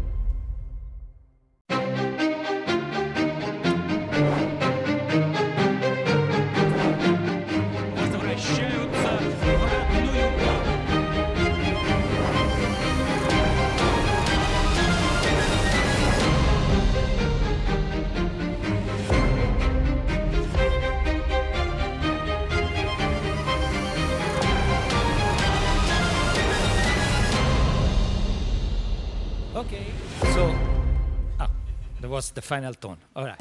So here we are for the second session. In the first one, we basically collected points of view from around the world, because the Ukraine war is basically a European war. It's very difficult for us to accept it, but not necessarily outside the European Union, outside Europe. There is the same perception of what the war is. We titled this event as a global game changer. Probably outside Europe is not so much. I mean, it's not really a global game changer. It is a game changer for Europe and the European Union in particular. We were not used with war. Yes, there was war in the Balkans. Of course, it was quite limited, and also the degree, the possibility of escalation of that war was not, of course, as big as it is with the Ukraine war. So, I mean, it's like a shock for the European Union and for Europe as a whole, this new war. We were not used with that, and then all the problems, also all the misperceptions that we had about war in the past now are vanishing. Just think of the rhetoric, the European rhetoric of the European Union being a soft power. I mean, because in the European Union we love buzzwords. In the past it was Europe, the European Union that does not really need an army does not really need soldiers, weapons, because we are a soft power. Then Mr. Putin, raised his hand and said, you know what, you also need weapons. You have to be, an hard power unless you just want to be, a member of the NATO, with the usual suspect in terms of leadership, of course. So that's why now we move in this second session to the European Union. So I don't want to, of course, steal time to our guest speakers, so let me very briefly introduce them. We have with us, actually online with us, Benedetta Berti, who is Policy Planning Chief of the NATO. So thank you very much, Benedetta, for being with us. Tatiana Kastoueva-Jean, Director of Russia, of the Russia Center at Ifri. Thank you very much. Mikhail Minakov has been with us several times. He's Senior Advisor in Ukraine and Editor-in-Chief of Focus Ukraine at the Kennan Institute. Thank you, Mikhail. And then, last but not least, Ioana-Elena Oana, Research Fellow at the European University Institute. So, let me start with Mikhail. I'm not following in alphabetic order, just because, and I would like to start with you, Mikhail, because today Zelensky is in Brussels, and is, welcomed in Brussels almost as a European leader. I mean, with Ukraine as a member state of the European Union, in the European Council, at the Parliament, and so on. But Ukraine is not a member state of the European Union. well, we are paving the way to the full membership of Ukraine, but in concrete terms, and despite everything which will be said today, we know that it's not coming tomorrow. So what's your view on the membership of Ukraine to the European Union? Well, thank you. Well, thank you very much, first for inviting me and for this question. Actually, would you ask me this question a year ago, you would get a very simple and boring answer. But today, there is an intrigue. And when you finished your question asking, but you know that there should be a long procedure, well, it's probably not. The thing is that today we live in a world where these rules that existed before the war are not working properly, they work sporadically and less so. Yes, of course, if we look, well, you probably remember that several days ago in Kiev there was EU-Ukraine summit. And if you look at the resulting documents, there are two positions fixated in them. One position of European Commission saying that, yes, Ukraine is making a progress on implementing the 9 revised indicators and following the path and the procedures. But at the same time, there's a position of Ukraine saying that Ukraine has fulfilled almost 70% or over 70% of indicators and achieved the necessary results, and Ukraine is looking for the start of membership talks yet this year. So having these two positions, how can you make sense out of it, right? Well, but when I talk to my colleagues from a Ukrainian diplomatic mission, or I even imagine that would we talk to Ihor Zhovkva, who started our today's conversation with this question, we would probably hear new IR realistic approach, saying, well, if guarantees of Budapest Memorandum are not working, if the bilateral Ukraine-Russia treaty norms are not working, well, World Trade Organization's rules and procedures don't work, many other norms and rules don't work, why Copenhagen criteria should work? Well, what makes them that exceptional? And in Kiev's experience from the talks of last spring, we know that political will may be much more important than procedures. Mikhail, on this, maybe, sorry for interrupting, but there are many other countries waiting just outside the door, especially in the Balkans, not to mention, of course, Turkey. I mean, for 20 years, actually, they asked for membership in the 60s, last century. Absolutely, this line is long, but political will seems to be only on the Kiev side. And this will is being shown today or yesterday. If you look at those conversations in Paris or today's in Brussels, you definitely see that political will is becoming much more important than any normal procedure in the international relations where norms and procedures are sporadic. Okay, so thank you very much. So let's stick to the point. Zelensky today in Brussels. So one point is the one we just mentioned, the possible membership of Ukraine, full membership. The other thing is weapons, which is the request coming from Zelensky. And let's be very frank and transparent on this. We have provided almost all the weapons that we have in Europe and in the United States. I mean, from artillery to tanks. Now there is the new request, completely understandable, from Zelensky also to have jets. And there is also a statement just a couple of hours made by the President of the European Parliament, Metsola, saying that, I mean, she's inviting actually heads of states and governments around Europe to provide also jets to Ukraine. So it means that besides jets, the only thing that we still have to provide is boots on the ground. That is the only thing. So my question to Benedetta Berti is, don't you think that there is the risk, that we are running the risk of an escalation if we keep providing now also jets possibly, especially if we consider also the Russian side of it? Please, Benedetta. Thank you. Thank you for the question. Well, let me start by reassuring you, we're not out of weapons. As NATO, we have what it takes to do our deterrence and defense. So yes, we are supporting Ukraine, NATO allies on both sides of the Atlantic, European allies, North American allies, we are supporting Ukraine. But don't panic. We're not out of, our stocks are not empty.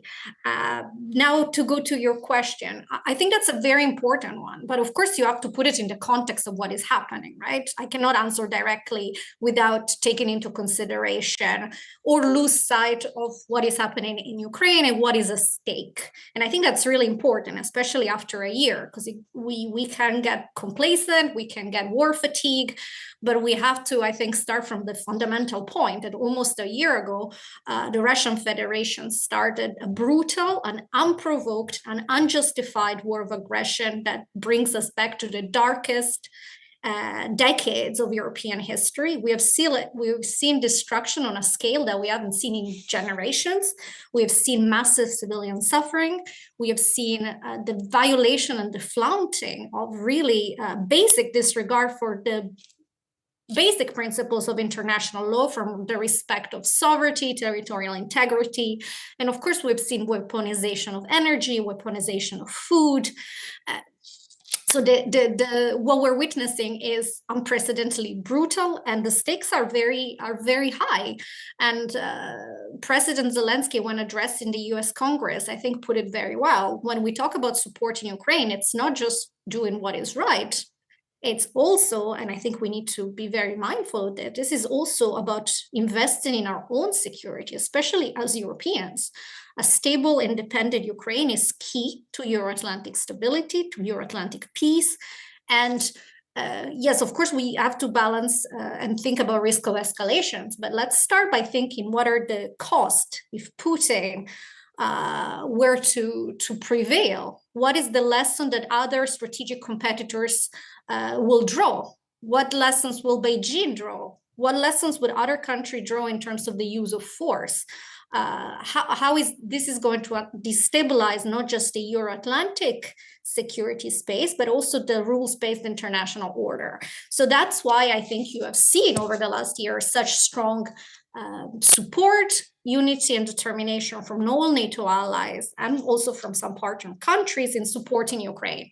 Of course, it's about military assistance, but it's not just military assistance. We have NATO countries through the European Union or bilaterally have at this point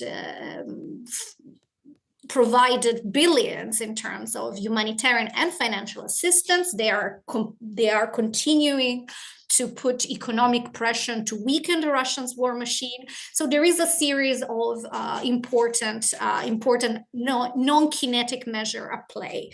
At the same time, of course, Ukrainians are fighting for their own existence. They're fighting and they're exercising the right to self-defense, and they also need military assistance. So that's what European countries, United States, Canada, UK, that's what they've been providing. And in terms of, and of course, it's always a balance. There is an important balance that is being struck between supporting Ukraine to exercise its right of self-defense and avoiding an all-out war or escalation.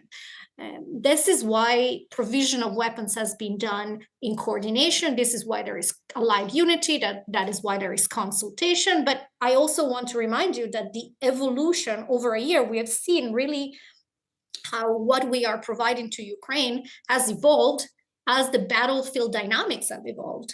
A year ago, initially, it was very important to provide light anti-tank weapons like javelins, and that was really important in the early stages. This fall, we saw that it was crucial to provide air defenses.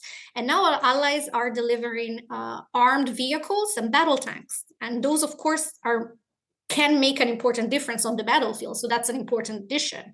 It's not just about delivering weapons, of course, it's also about training, it's about the maintenance, the repairing, the spare parts, the ammunition. It is a very long-term effort. I cannot speculate what will come next, but I will say this will continue, in my opinion, will continue to be done through unity, through consultations, and by balancing between the absolutely vital importance of supporting Ukraine and avoiding escalation. It's not easy, but I think over the last year we can be proud of the way we've handled this crisis. So I'll start with that. Thank you, Benedetta. It's clear in your words that the war is changing us. I mean, it's changing the NATO in terms of operations, in terms of width of its intervention.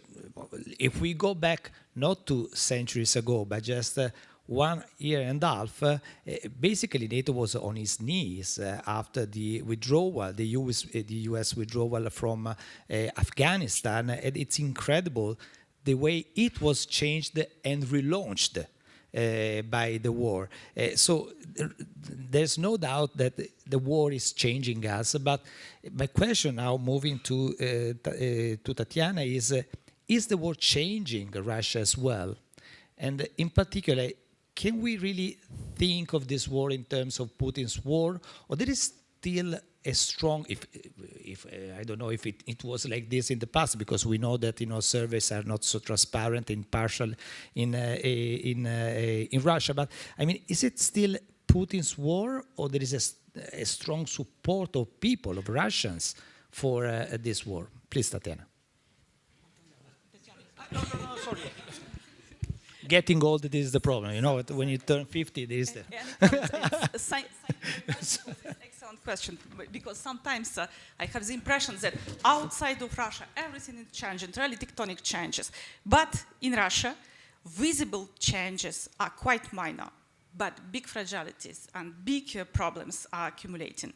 If you take the Russian economy today is the most sanctioned economy in the modern history. But the economy is not in ruin, and even the International Monetary Fund promises a weak economic growth for this year. So the resilience and the capacity of economic actors to adapt is quite impressive. And the population, for instance, is not really affected by sanctions, except paradoxically by the most westernized Russians. But there are current really huge structural changes. Russia destroyed energy relation with Europe, the most profitable market for its hydrocarbons, the pillar of its economy and its budget, and the inflation is high today. There is the budget deficit in December and in January, and Russia started to spend its national prosperity fund. Kremlin did it even during COVID-19. The elite now are not protesting against Putin publicly. A few, like Anatoly Chubais, flew abroad, and the most vocal critics today are nationalistic forces and criminal forces, like Prigozhin. Corruption, fear of punishment, research of benefits and compensations, and capacity to sort the life outside of corrupted Russian system. I think there are the explanations or reasons for Russian elite to stay just behind Putin. What about population? I have just finished an article on Russian society a year after the war. I read tons of articles. I went through polls by Levada Center. I read all interviews by the best Russian experts that are still staying in country. I conducted 15 professional interviews. I'm still not able to say definitely what is the real attitude towards the war. Probably because the majority doesn't exist in Russia today. It's a kind of patchwork of minorities' views. And often there are many contradictory elements in these views. You have people that trust Putin in foreign policy and don't trust Putin in domestic policy. the same people, very contradictory. The position to the war is not dictated by age, social group, professional group. If you see, for example, the cultural circles, very opposite position inside. You can have people that is coming from the same group, same studies, same university, same family, but the position will be quite opposite. It's the result of combination of individual factors, of personal trajectories today. Another thing, another factor that I see, this war was really prepared in people's mind. The last 8 years propaganda against Ukraine, against the West, searches for enemies, repressions, have made this war a logical outcome. At the same time, that is surprising. Many journalists and bloggers speak today about it. This mental preparation was even larger than just propaganda. Education, cultural products, since years, and you have this result. And now, part of Russians didn't want this war, but now that this war has started, they believe that they have no choice but to win it, to settle once and for all the problem of Ukraine and of NATO, and avoid negative consequences for their country. And everything the West does, delivering of arms to Ukraine, sanctions, especially sanctions against sportsmen and artists, fuels this feeling, this Putin finally was right. The West is Russia's enemy. It was not their war in the beginning, it became their war. And anything is not definitely fixed, it can change.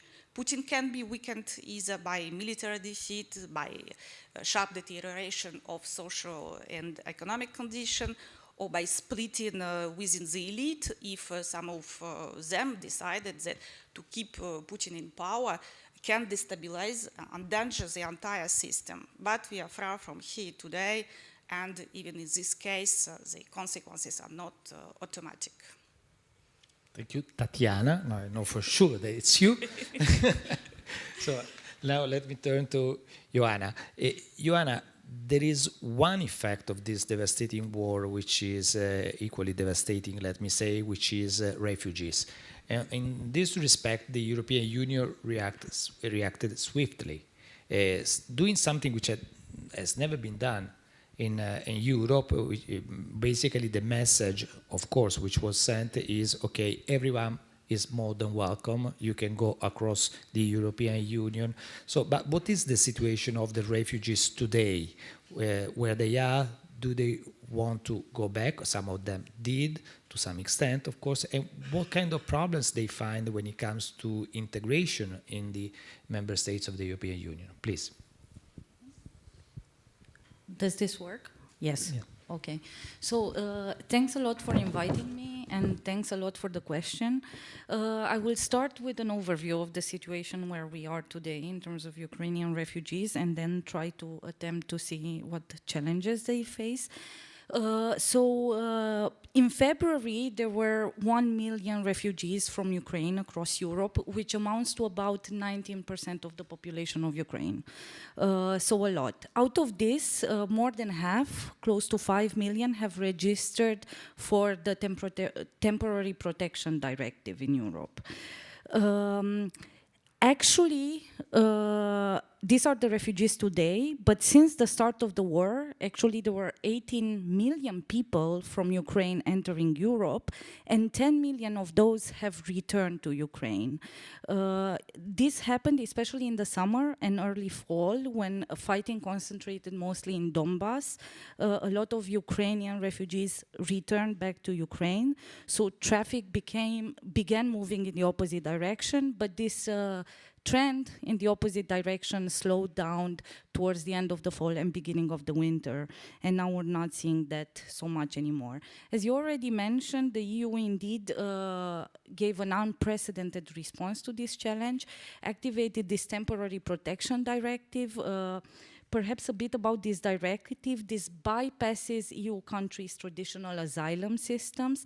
So especially we have seen in the 2015 refugee crisis with the Dublin regulation requiring refugees to register in the first country of entry in the EU.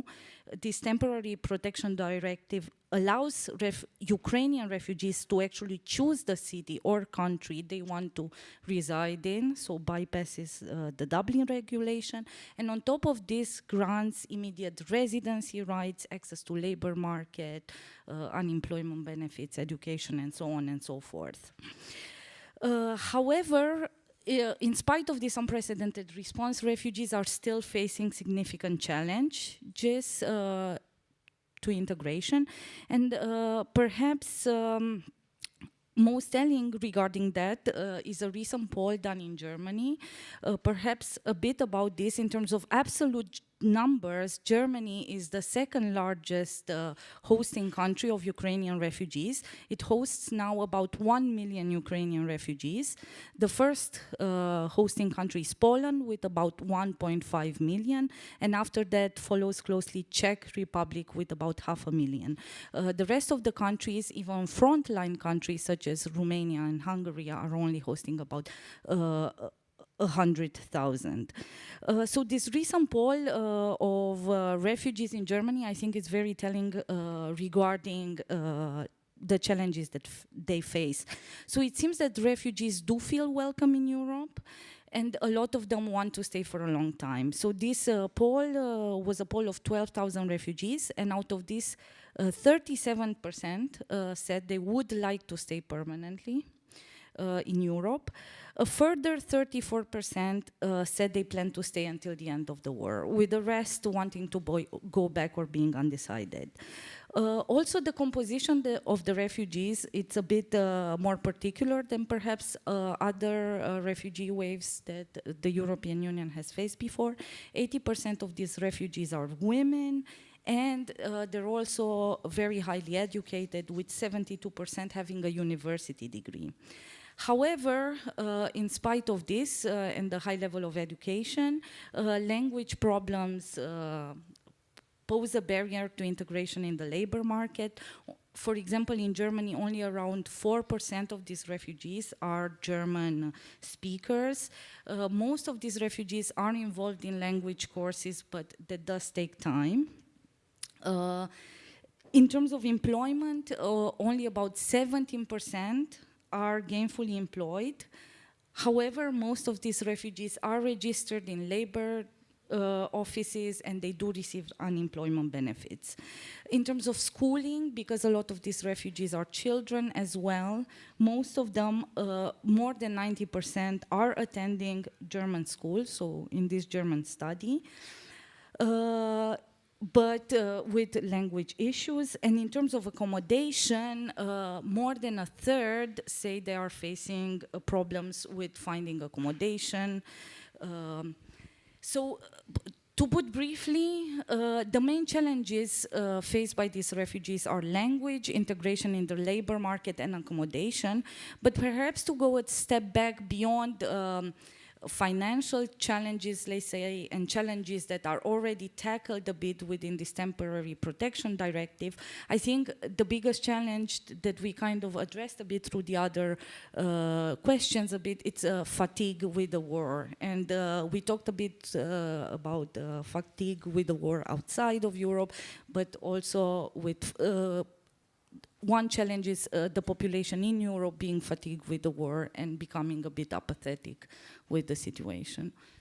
Thank you, Ioana. So now let's move for a bit to what is the end game of all this, because there is a big debate, especially in Western Europe and in Italy as well, about what we can do more than providing weapons. And there is also a growing criticism about the role the European Union is having when it comes to diplomatic solutions. So basically, according to some, we are not doing enough. Or we could leverage on what we are providing in terms of support to Ukraine in order to try to strike a deal, to find a compromise Do you think that there is room and there is the possibility that Brussels and European states as a whole can do more to find a compromise and to see the end game, so to say, of this war? Well, I doubt we are moving to the end connected to diplomacy. The longer this conflict is in place, the more militarized is the thinking of diplomats, but also of politicians. So if you look what was happening just 2 weeks ago in Brussels in the European Parliament, there was the forum of the post-Russia peoples. So basically, Brussels have already accepted the approach to future of Russia as destroyed state.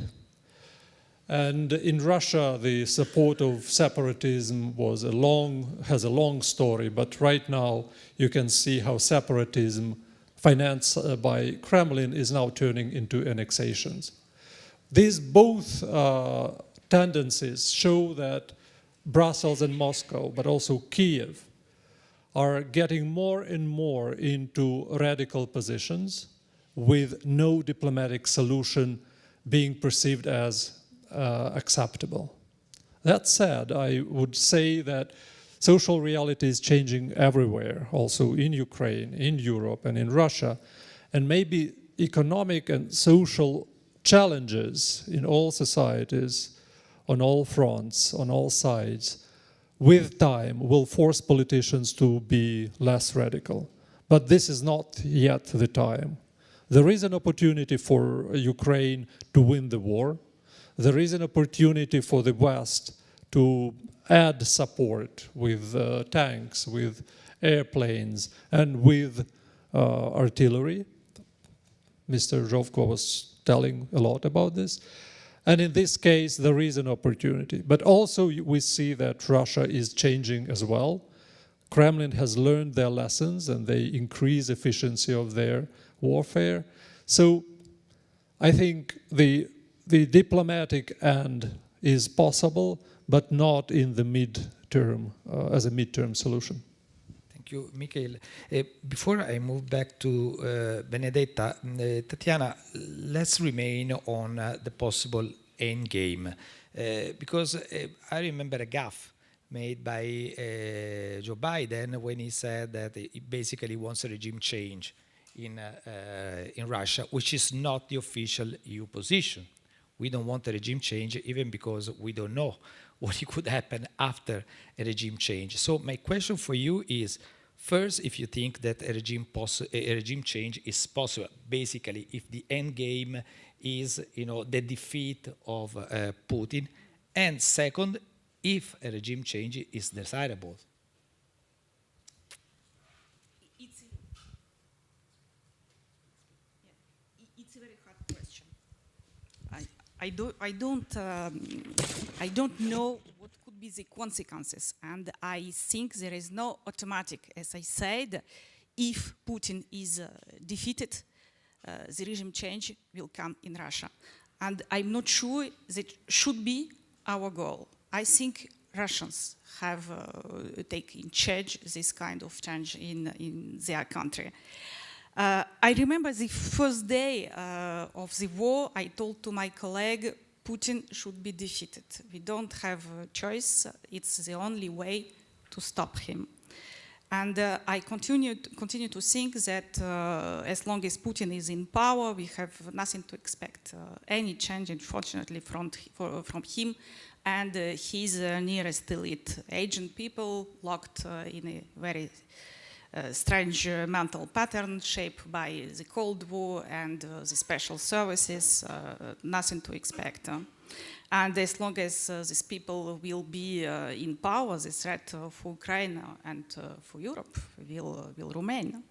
And what is paradoxical, when we seek, like Macron do sometimes, less recently, but a few months ago, he tried that to seek an off-ramp way for Putin. Doing this, we confirm his legitimacy, we confirm his status of valuable interlocutor in the eyes of his elite, who continue to be united behind him and continue to maintain him in power. But now when I think about the military defeat and the regime change, I have many questions. Firstly, about the means how to defeat Ukraine. It's maybe it is not a very popular opinion, but is Ukraine really able to defeat nuclear Russia? It's a big question for me. And it took us a year to arm Ukraine with Western tanks. And these tanks are not on the battlefield. And if Russia starts the offensive in a few days, what is the next scenario? Even the question, if I ask myself, maybe NATO will be one moment to step into the game. And it will be another scale of conflict, of course.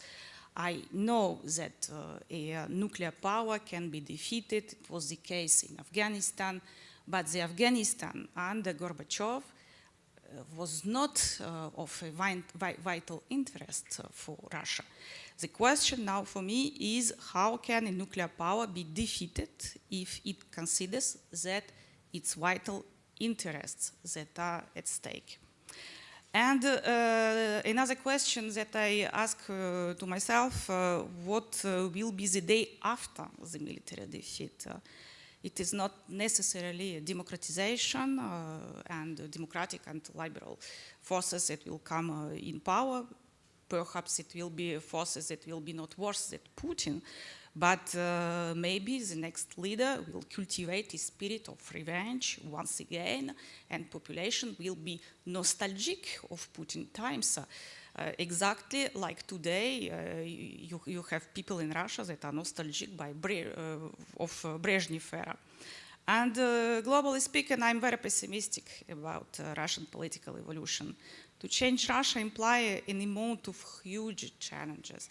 I spoke about education, work on historical memory, condemnation of crimes of Soviet and Putin's regime. Any institution in Russia doesn't really work today. Political party, parliament, courts. Russia has huge problems of governance, what we see with Kadyrov, with Prigozhin today. And to manage this legacy of Putin can be so terrific that people can be, as I said, nostalgic of this era of stability and grandeur under Putin.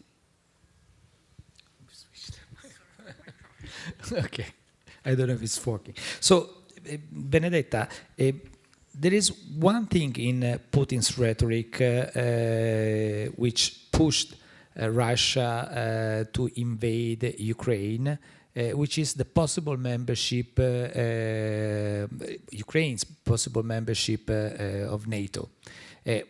Well, actually, it was not really on the table, but my question now is, do you see a possible membership for Ukraine in the NATO?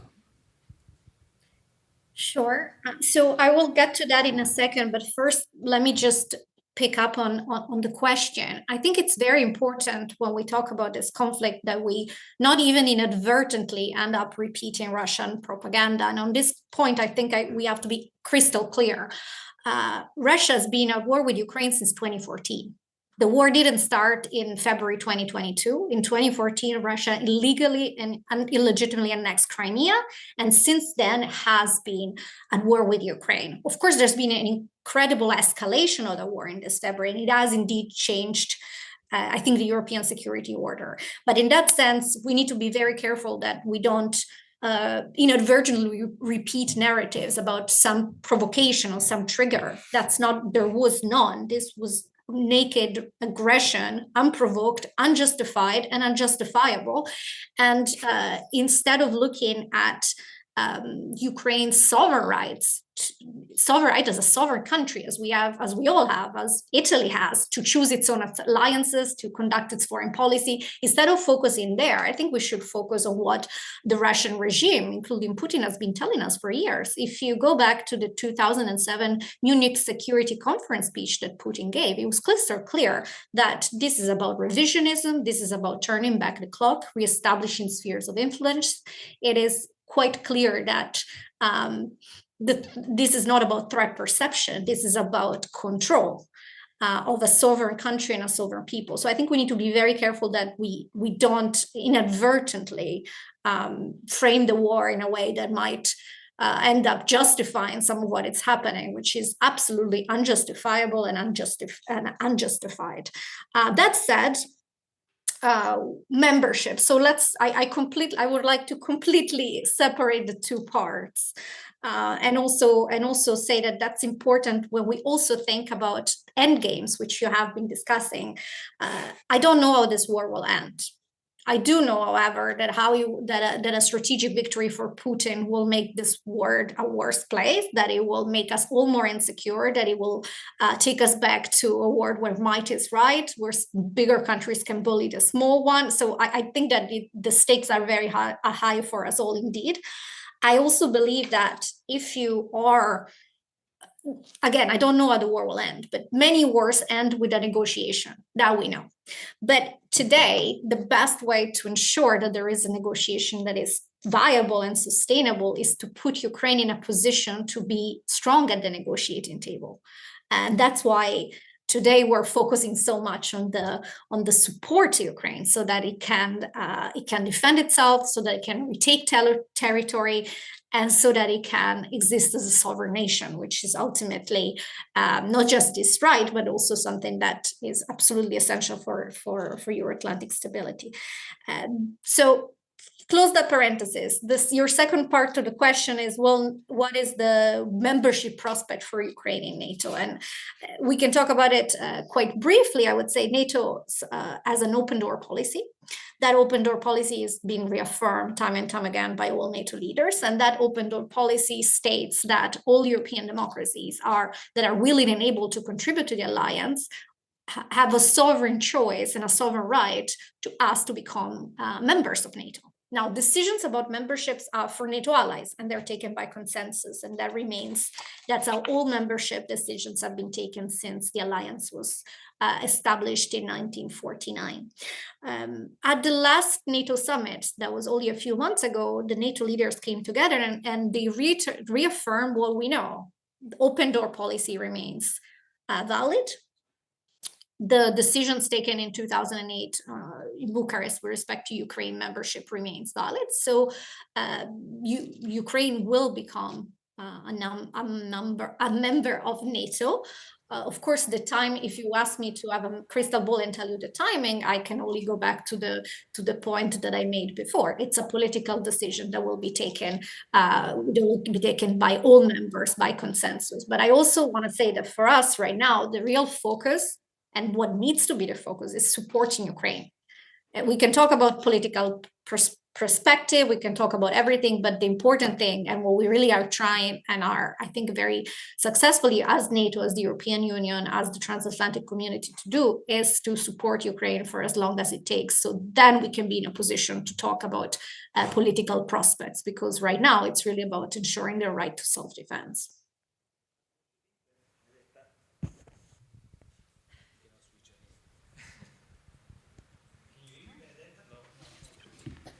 Can you hear me now? Okay, we keep switching.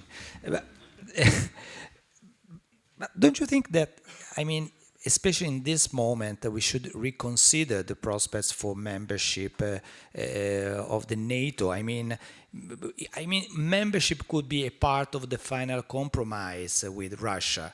The promise, for instance, that Ukraine will not join the NATO, but there is a coalition of countries providing security to NATO. Don't you think it could be part of the compromise?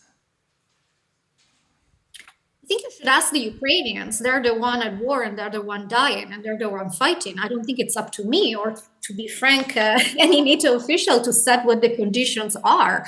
And I don't think we are, and that's why I'm very deliberately talking about what we're doing now, which is supporting Ukraine.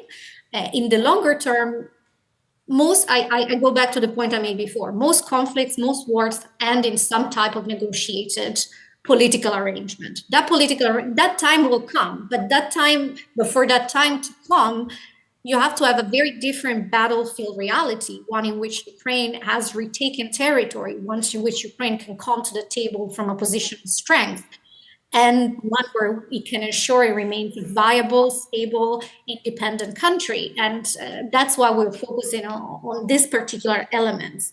I'm not excluding or including anything. I'm saying we need to listen to the Ukrainians on this. No, thank you very much for your answer, because it's definitely a political decision. So, of course, it's not entirely on NATO. Now, one last question for you, Ioana. Let's talk for a while about the political and people support Ukraine in Europe. We are witnessing rising prices, energy prices. We all receive electricity bills at home, which is twice, if not more, the same amount we used to pay last year. So, I mean, this people support to Ukraine, even if, of course, there is a strong will to support Ukraine, could be declining. Also, when it comes to refugees, don't you think that in the mid to long run, I mean, it could come out as a sort of divisive issue for Europeans? Thank you for the question. So perhaps let's start with the good news in terms of public opinion, especially towards refugees. So I think in terms of the good news, we have seen unprecedented levels of support for Ukraine in general and for Ukrainian refugees. There has been this massive rally, sometimes even if we were to put this blatantly in comparison to the support in 2015 from refugees elsewhere, then we can see how massive this support has been. In terms of actual data, together with my team at the UI, we have conducted a survey comparing support for Ukrainian refugees and refugees from Afghanistan, for example, and Somalia. And the gaps are really large, and the largest gaps actually are in the countries that are receiving the most Ukrainian refugees, in Poland and Germany. And in a way, we can see that this could be consistent with the rhetoric of the populist and far-right parties in those countries, which kind of questions this direction of is the public the constraining effect for the elite, or is really the public following in a way this cues for the elite, and how we should manage that.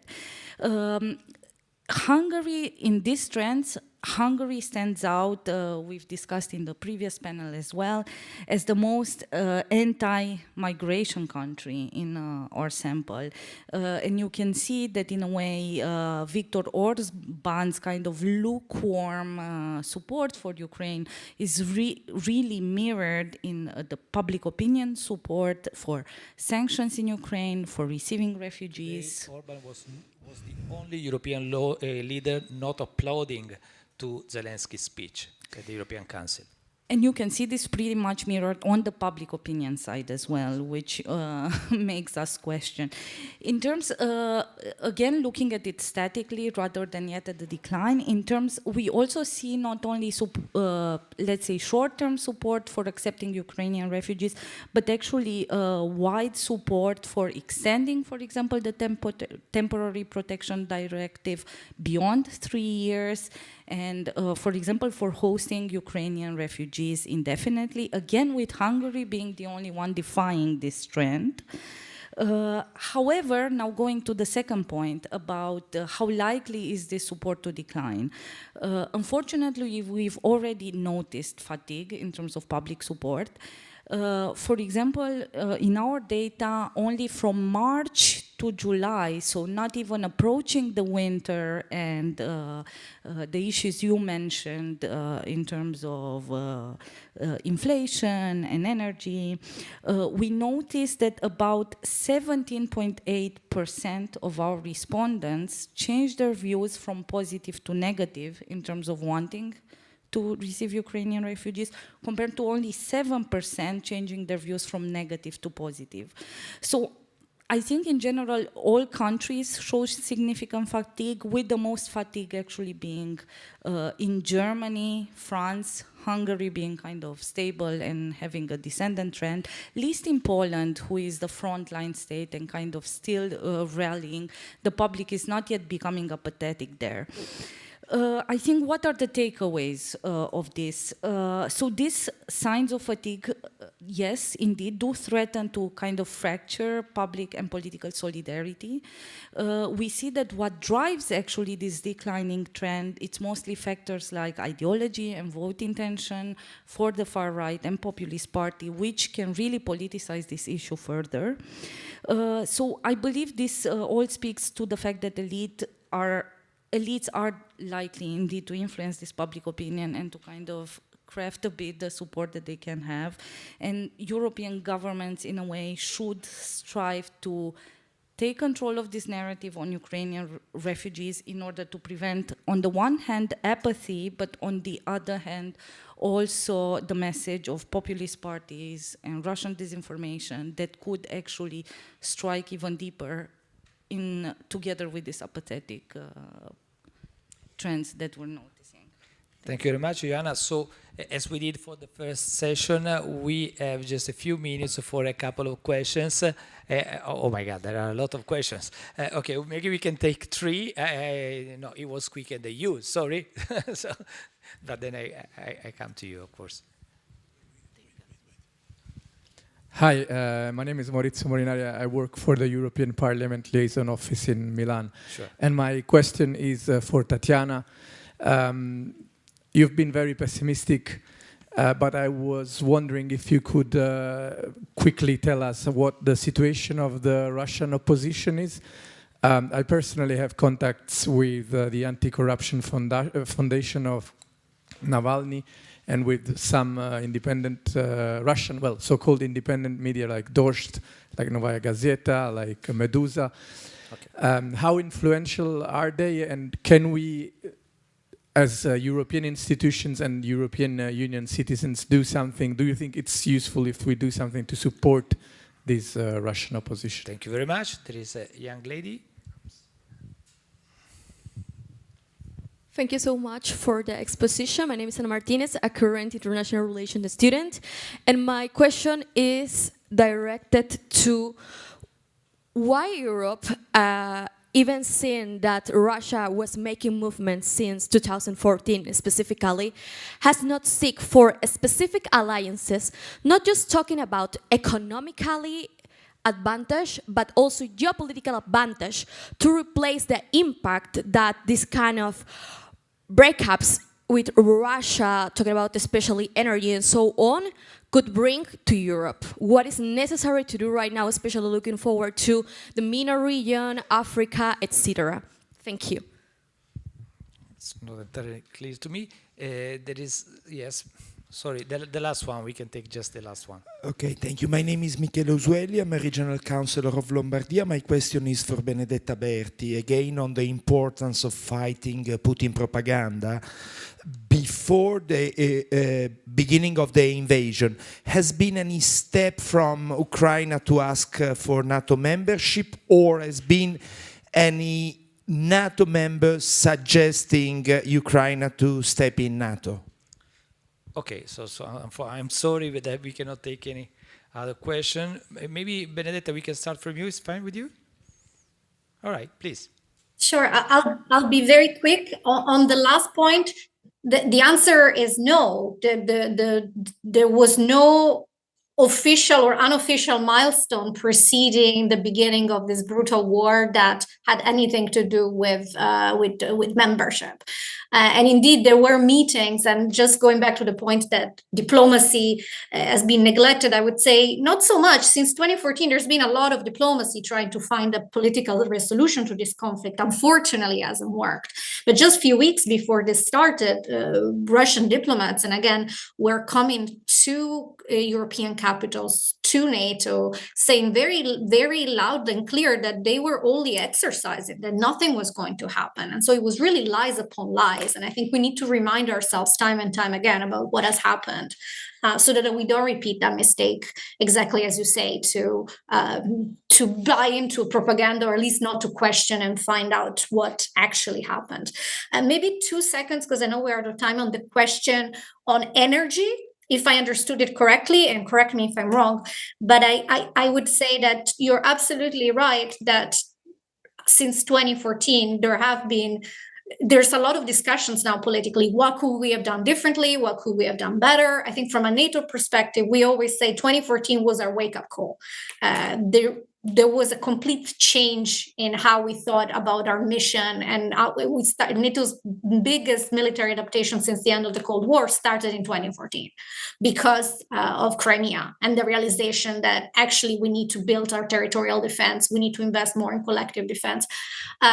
I think when it comes to energy, the answer is a little bit more nuanced, meaning that different European countries have reacted differently since 2014 and before. And so some came to this conflict better prepared in terms of energy dependency and did not have, and others found themselves to be overly dependent on Russia. And of course, Russia used that dependency to try to blackmail us. And of course, I think that's a really important lesson. We need to learn that.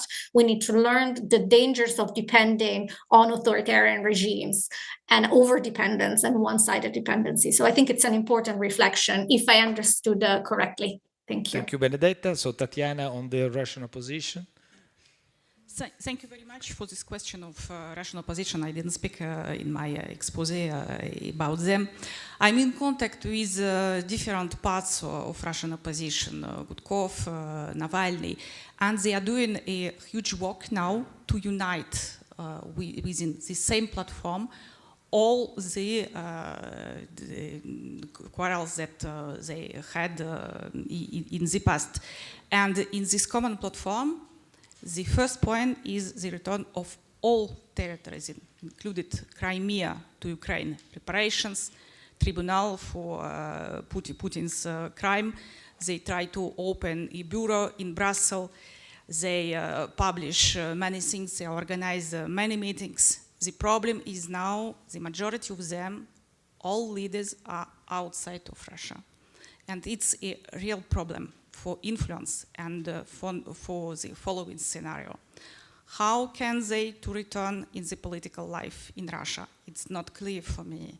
And I think the next political leader can be leaders that are still in the nomenclatura, in the Russian elites, and not the outsiders. I don't see how Navalny came in power. Even before being in jail, his popularity was really not high in Russia. Lastly, it was 3%, I think. But to finish with a note of optimism, there are resistance, many forms of resistance and activism in Russia. Not so visible, but they are here. The most visible and violent actions are burning of enlistment offices, of course. But you have another style of personal, social, and political investments. Lawyers devote time to defense of people that flee into mobilization. Associations organize themselves to help Ukrainian refugees and new migrants abroad, especially in neighboring countries. You have many clandestine networks. There are, for example, anti-war exhibitions in private apartments. This activity doesn't have an immediate political result, but it's a double usefulness because it helps people to survive to this difficult period of collective helplessness. And at the same time, it prepares the future. And my note of optimism here is maybe one day we will see the Russian civil society reborn as we saw it in Belarus in 2020. Thank you. Mikhail. Final word? Okay, okay, so you said perfectly. So thank you very much for, of course, attending, for taking the time to attend this conference. Many thanks, of course, to our guest speakers, and have a good night. Bye-bye.